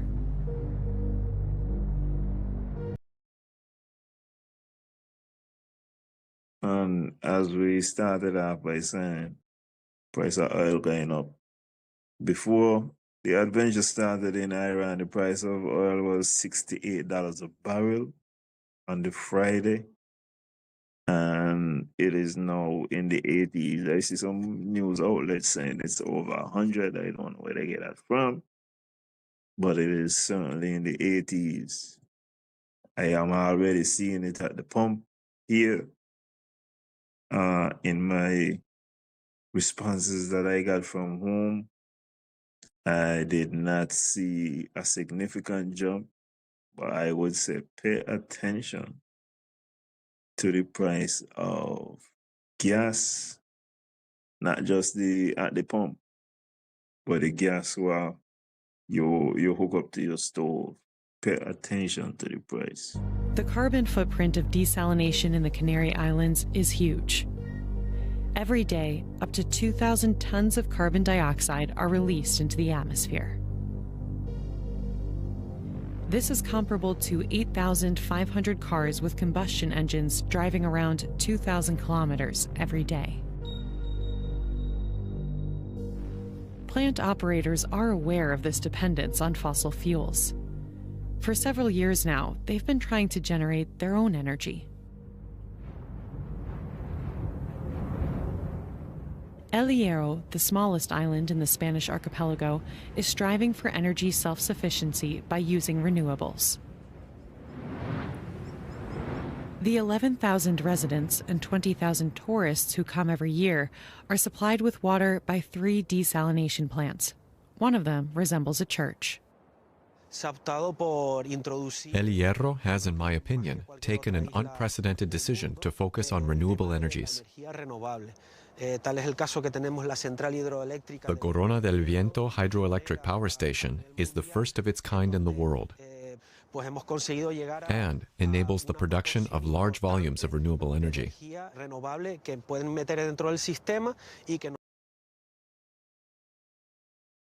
This is the type of energy that I have not heard explode in the Caribbean so far, so we're going to look at a hydroelectric circumstance as a way. Well, a hydroelectric project as a way to generate electricity, to see how that works out.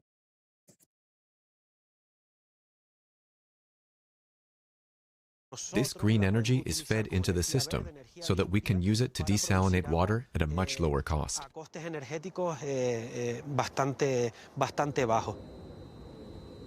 The Corona del Viento hydro wind plant is often held up as a model.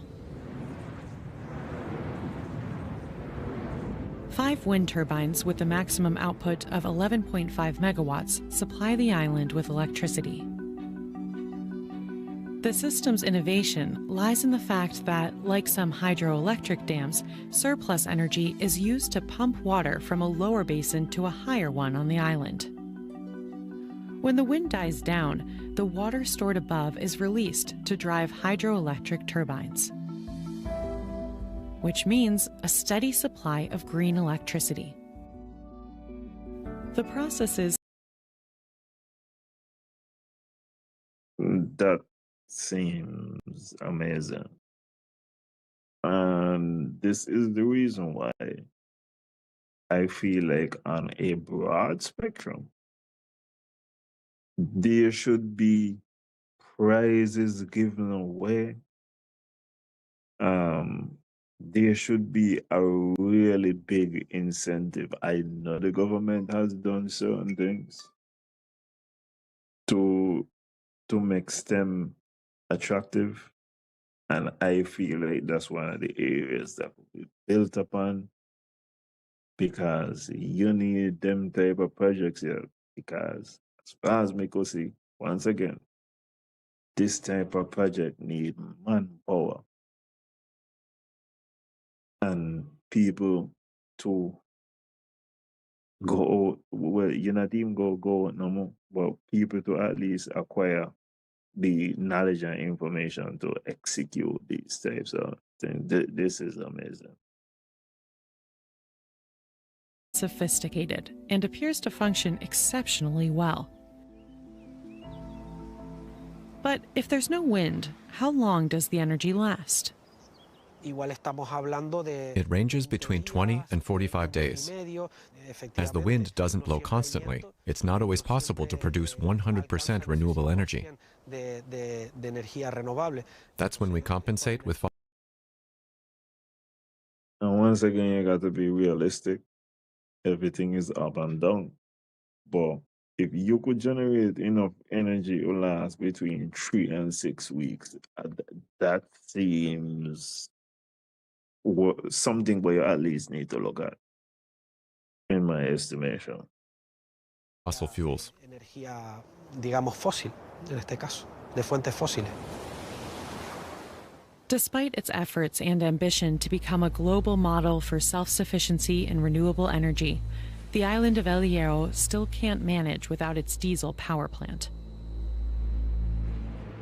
In fact, the Corona del Viento power station produces only 40% of the island's electricity. That means 60% of the energy, including for desalination, still comes from fossil fuels. But CO2 This means that the question that needs to be asked with regards to the solar desalination plant is, what percentage of the energy that is powering this plant is being produced via the solar aspect? And is there an alternative, some kind of second feature, which requires it to be fed with gas?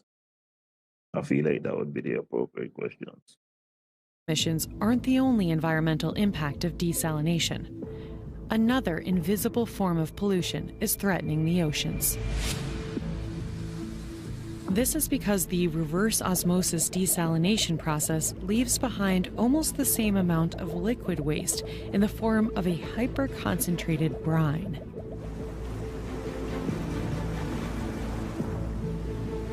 This is returned directly to the ocean, the danger of which to the marine environment is often downplayed by the desalination industry. But not. It will not be downplayed here. This is what I was trying to explain. We have finally reached the brine section. This is the waste section. And remember, this is 55% of the total water that is going to be generated. So you put in 100 liters, 55 liters on an average is going to come back as brine. So we're dealing with. And we got to figure out, well, where is this going? And what are the effects of putting this brine? Because as they said, the typical thing is to put it right back out into the water.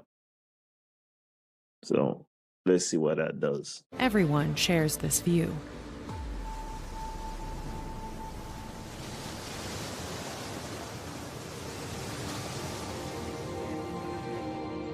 On the island of Lanzarote, fishers in the small harbor of La Santa are sustained by the fruits of the sea. That's a triggerfish. That's a pigfish. I've been working here in the Canary Islands as a fisherman at sea for almost 40 years.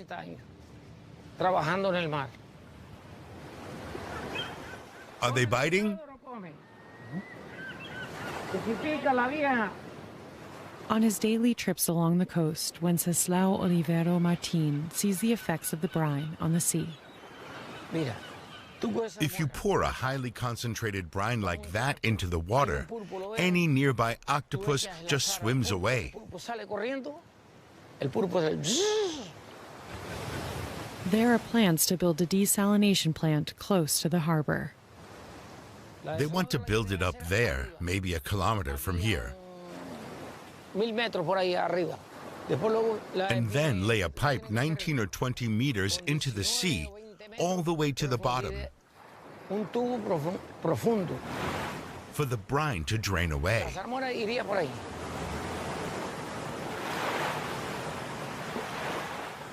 But that's pure poison for the sea.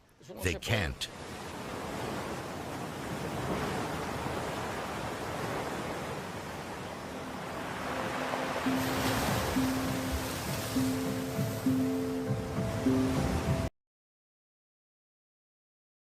So then we get the take of a local fisherman and what the brine has been doing to them. You could see that he's in opposition to the addition of more. So I think another question that arises is, where is the brine that is being generated by the desalination plants in St. Kitts and Nevis? Where is that going? And who is checking on the environmental impact of this aspect? I think it's just actually put this online, but Nevis has been online for closer to a year. So somebody should say something, and they should.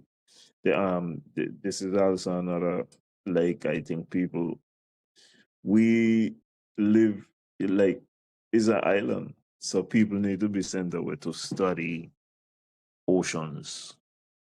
We're not just supposed to tell them, well, they are the Pacific and this and that. We need to specifically have somebody studying that particular ocean, and the ocean and the Caribbean Sea.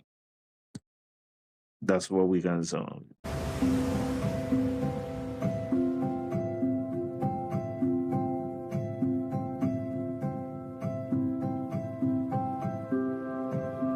The Canary Islands are home to one of the EU's largest marine reserves. This ecosystem is now threatened by brine from desalination plants. Experienced diver Fernando Espino has been studying the impact on marine biodiversity for over 20 years. Hola Álvaro. Buenos días. ¿Qué tal? ¿Cómo estás? Muy bien, ¿y tú qué tal? Bien, aquí estamos. Vamos a ir a coger unas muestras afuera. He and other oceanographers are warning of the devastating effects of the wastewater. Today, he plans to investigate the desalination emissions of hotel facilities in the most touristy part of Gran Canaria. Most hotels use water from public desalination plants, but some also desalinate their own water because it's cheaper than water from the public network. The problem is, this means brine discharges scattered along the coast. This can lead to even greater pollution and is more difficult to monitor.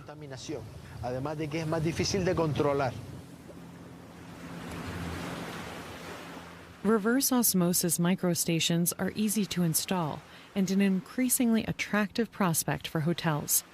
They can keep things running, even in the driest areas.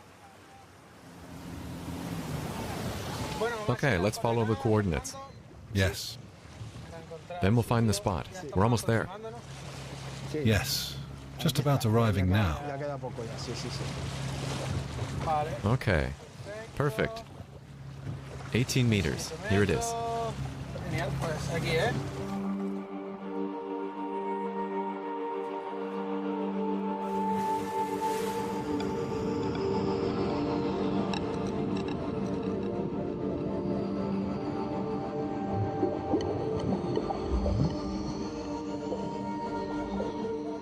At a depth of 20 meters, brine flows continuously from a drain pipe into the sea. Fernando Espino captures images that document the progression of the damage over time. The facts speak for themselves. There's no flora or fauna within a radius of more than 50 meters around the drain.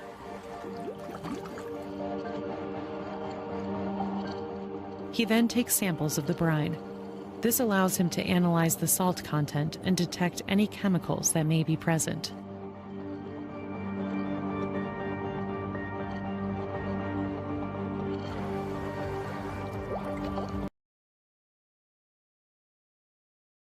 Right now, it must be understood that when you don't have these type of people in the Caribbean,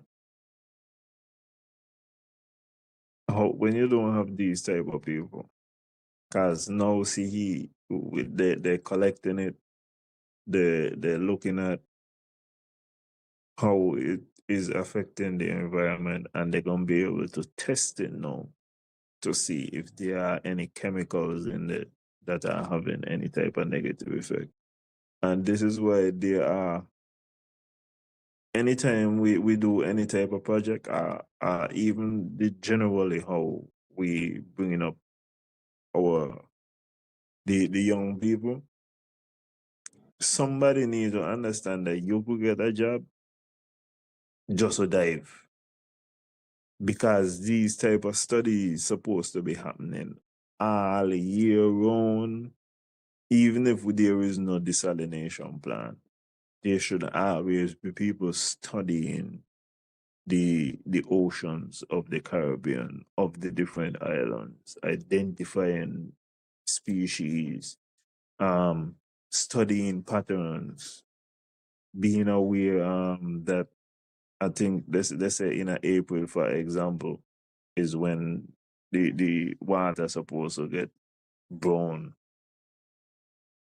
with all the sargassum are supposed to come, but all of this supposed to be studied in my estimation. We got to think broader than what we have been, and encourage people to utilize different skills and compensate them. You know what I mean? You know, they in the water down, we get the information, then pay the man too. But that's my little thing. So we're gonna see what's going on with the impact of the brine. He discovers a dark area near the discharge point.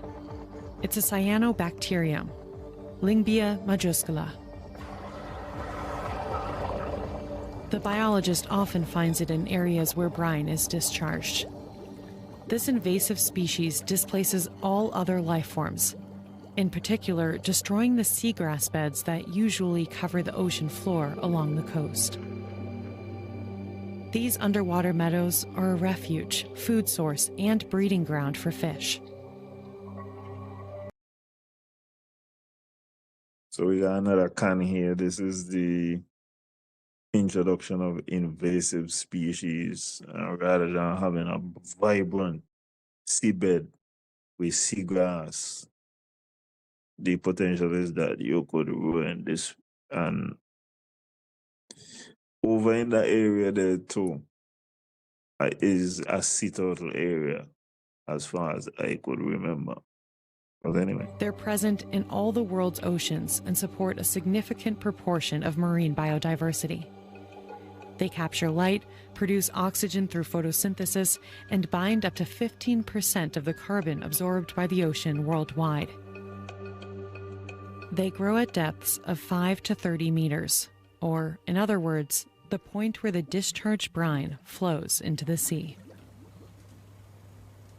After the dive, Fernando Espino examines the samples taken in his laboratory. The salt content is around 60 grams per litre, almost twice as high as the usual value in the Canary Islands, which is otherwise around 36 or 37 grams per litre. The problem with this salt concentration is that marine organisms living on the seabed are adapted to much lower salt levels, and that ultimately means these organisms die. Algae, marine plants, Invertebrates, even fish, are affected when brine spreads across the seabed. Son los que sufren el impacto allí donde cae la salmuera en el fondo. And that's not all. In addition to its toxic salt concentration, the brine also contains poisonous chemicals that are used to clean the pipes in the desalination plants. The most commonly used chemical is the infamous sodium metabisulfite. Sidalia says it's like swimming in the Arabian Gulf. So, in addition to the hypersaline liquid that is returned to the ocean, there is also the fact that it contains poisons. And we're going to hear about the poisons as well that are returned to the ocean.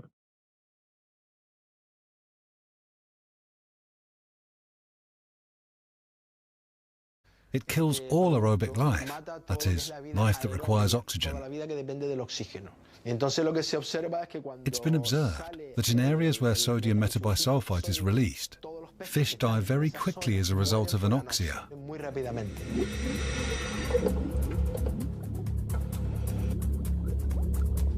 The chemicals and high salt concentration are killing marine flora. This not only destroys the habitat of a wide variety of species, but also an important carbon sink for the planet. The biologists' data is added to those studies that have been conducted since 2009 by other experts in the Red Sea, Florida, and Australia. They all show how serious the long-term effects of these substances are when they enter the oceans. If these discharges of brine into the sea aren't properly investigated, analysed and prevented, they'll damage important marine ecosystems that we need in the fight against climate change, because they bind CO2 from the water. The destruction of these sensitive ecosystems via brine discharge is making climate change worse. Vast volumes of brine flow into the world's coastal waters every day. In 2023, 51 billion cubic meters of this waste product were discharged into the oceans. Marine pollution, CO2 emissions, energy dependency. Desalination is problematic on many counts. Of the 7 When I see what is taking place, now I kind of understand why sometimes you just find a situation where whale just run a show. You just see I see a situation there in Spain where they got this thing what they say is deadlier than a man of war. Does eat jellyfish and then upgrade the poison, and he keep on upgrading the poison. I forget what they call them. It's like a starfish, but it's this blue pretty thing. And they're just running a show. And I can't tell if they just met like an extra, and there's like, man, I done. We've poisoned the earth. Islands in the archipelago. Until 2024, only one has managed to do without it, La Gomera.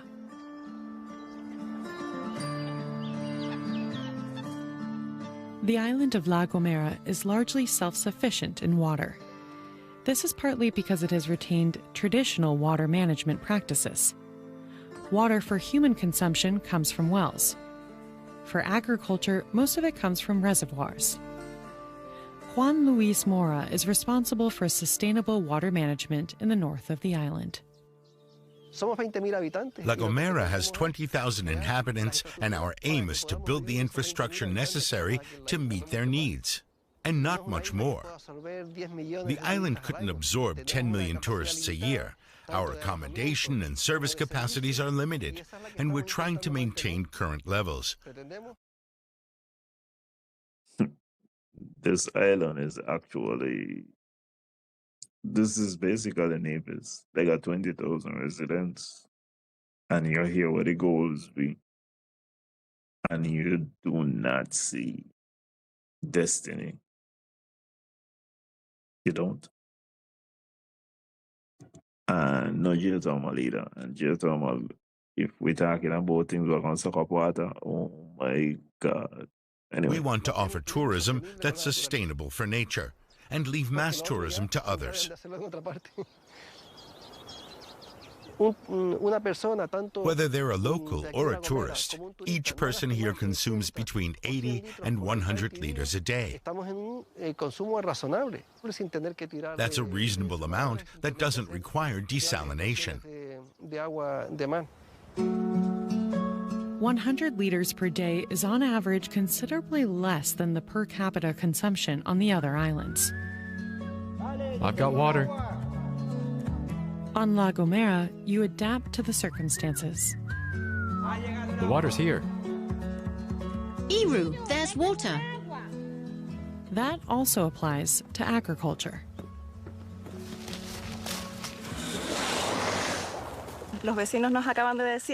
The neighbors just told us there's water. We always have to be ready, because we rarely get water, maybe twice a month, and you never know exactly when.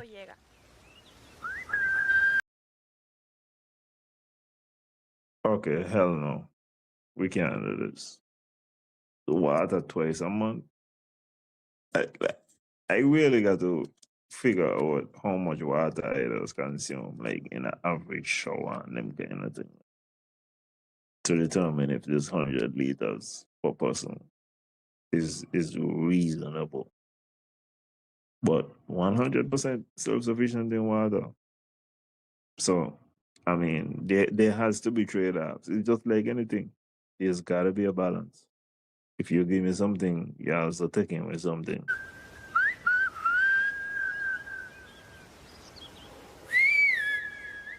I just told Hugo with my whistle that there's water, and it's time to turn on the taps.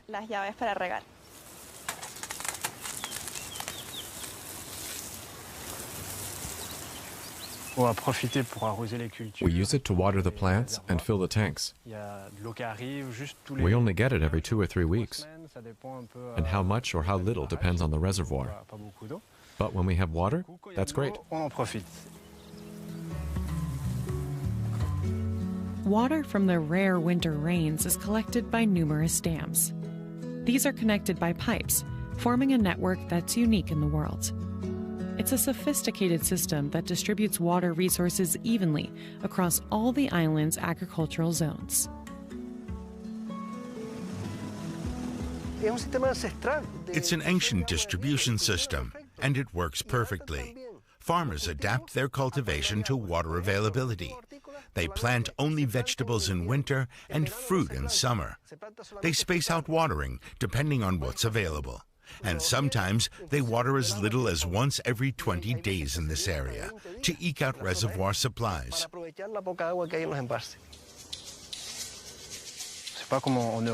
It's not like on mainland Europe, where you turn on the tap whenever you want to water. For example, we work with mulch to retain moisture in the soil. And we produce our own drought-resistant seeds.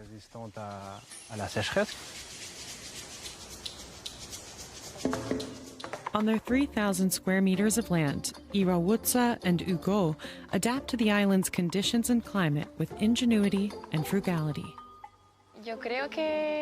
I think we're in a very sensitive area where climate change is noticeable. It's already upon us. I see there's less rainfall. We all know and are talking about it. It's worrying.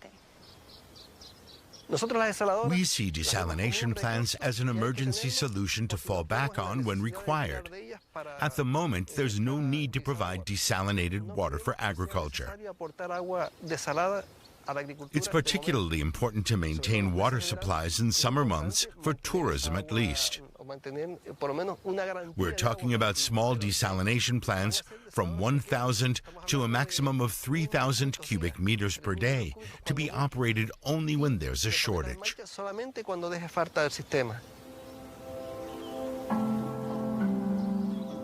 Meanwhile, on the other islands, desalination plants run 24/7.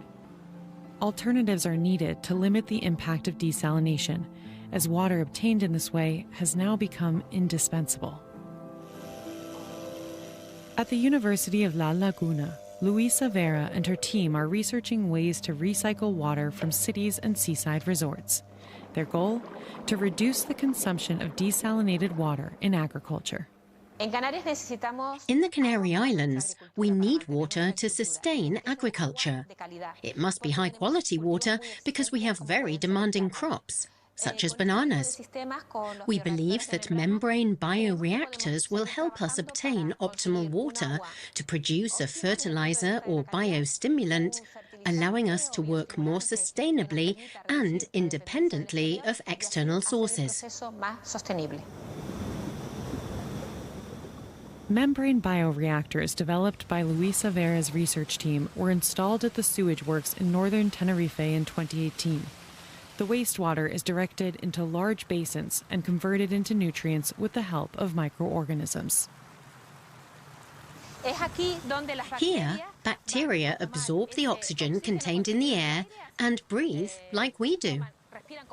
They feed on this organic matter and convert it into biomass. As they feed on the gray water pollutants, the bacteria grow and can no longer penetrate the pores of the membranes in the tanks. The membranes are right here under my feet. Ultrafiltration membranes with a pore size of 0.04 micrometers. It's at this size where the magic happens.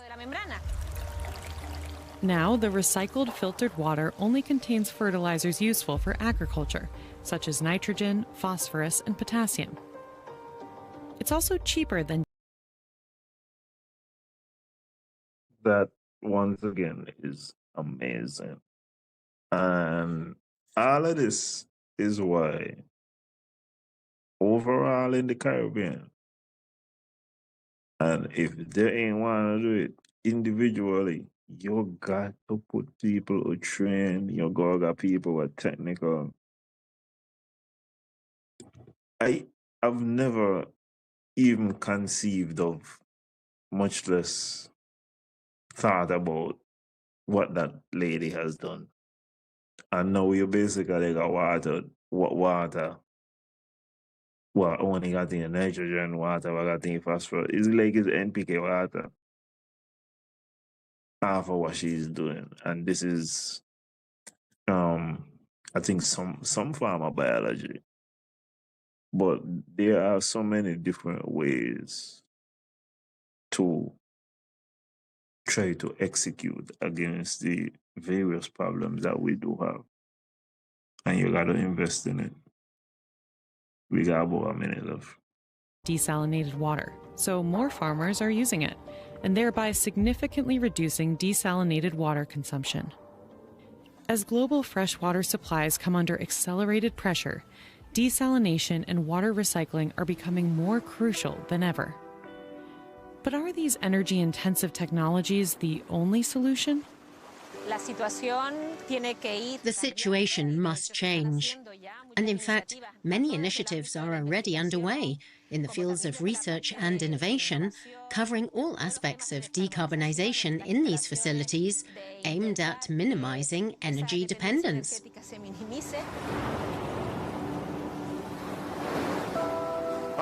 For me, desalination is just another tool. But it's not magic. We cannot develop a mentality that water is unlimited and infinite.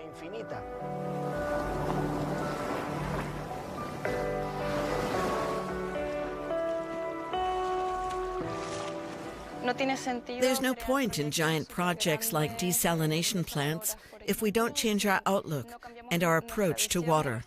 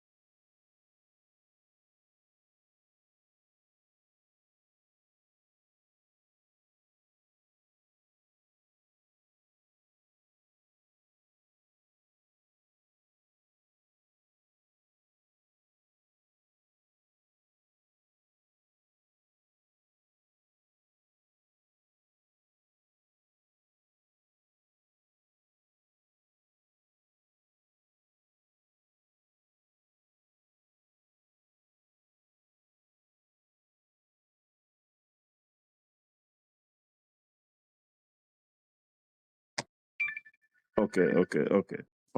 I apologize. I see now. I see now. My mic was muted. I was saying to you guys. I hope you like, share it, and subscribe while you were watching.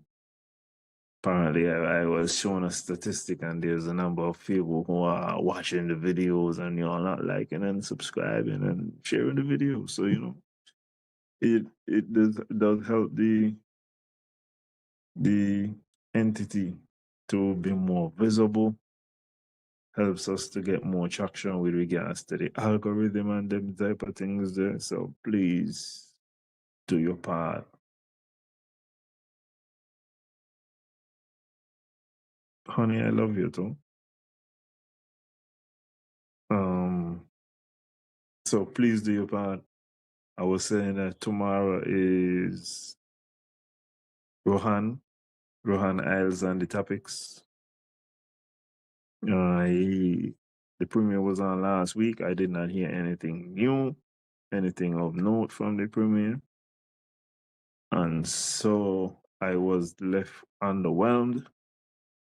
And I will wait to see tomorrow what Rohan has to say.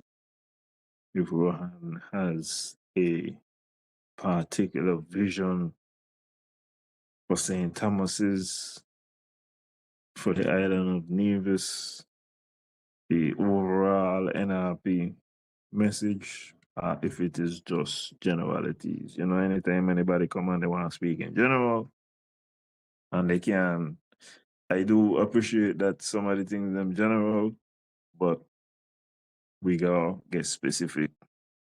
So let me even give you a specific thing. If Mr. Rohan Isles, who I don't believe is listening, I don't believe they listen to the show anymore, but this is just a test of something, okay? Right now we're in March, okay? Nearly into primary. And if you go online, you can't find neither the budget address nor the budget estimates. You can't find either of those documents. I don't tell you that there are going to be disruptions to those documents. There's going to be the disruptions to the projections. There's going to be all kind of disruptions. How could you effectively be a member of the opposition and ain't making noise to hear and find out why the budget has not been made public?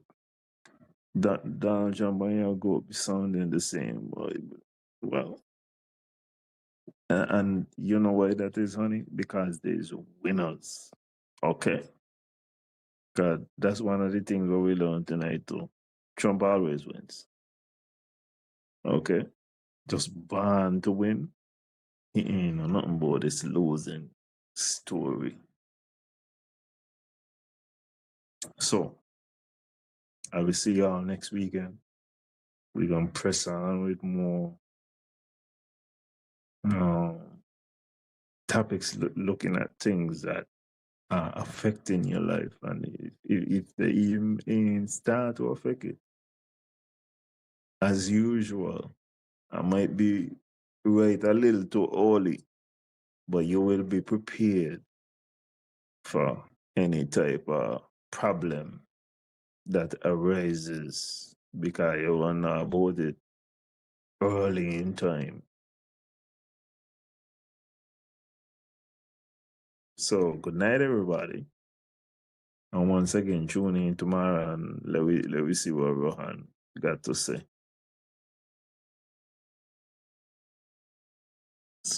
Hey. Them no one fi see you fly.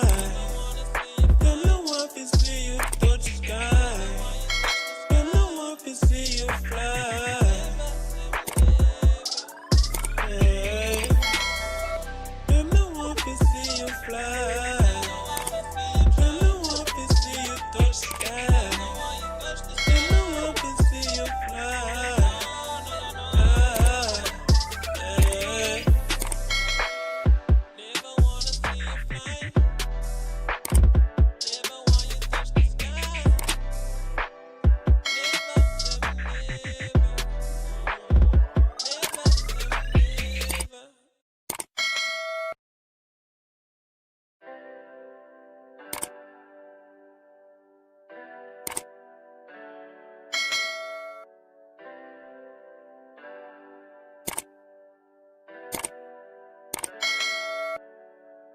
reach nowhere, reach nowhere.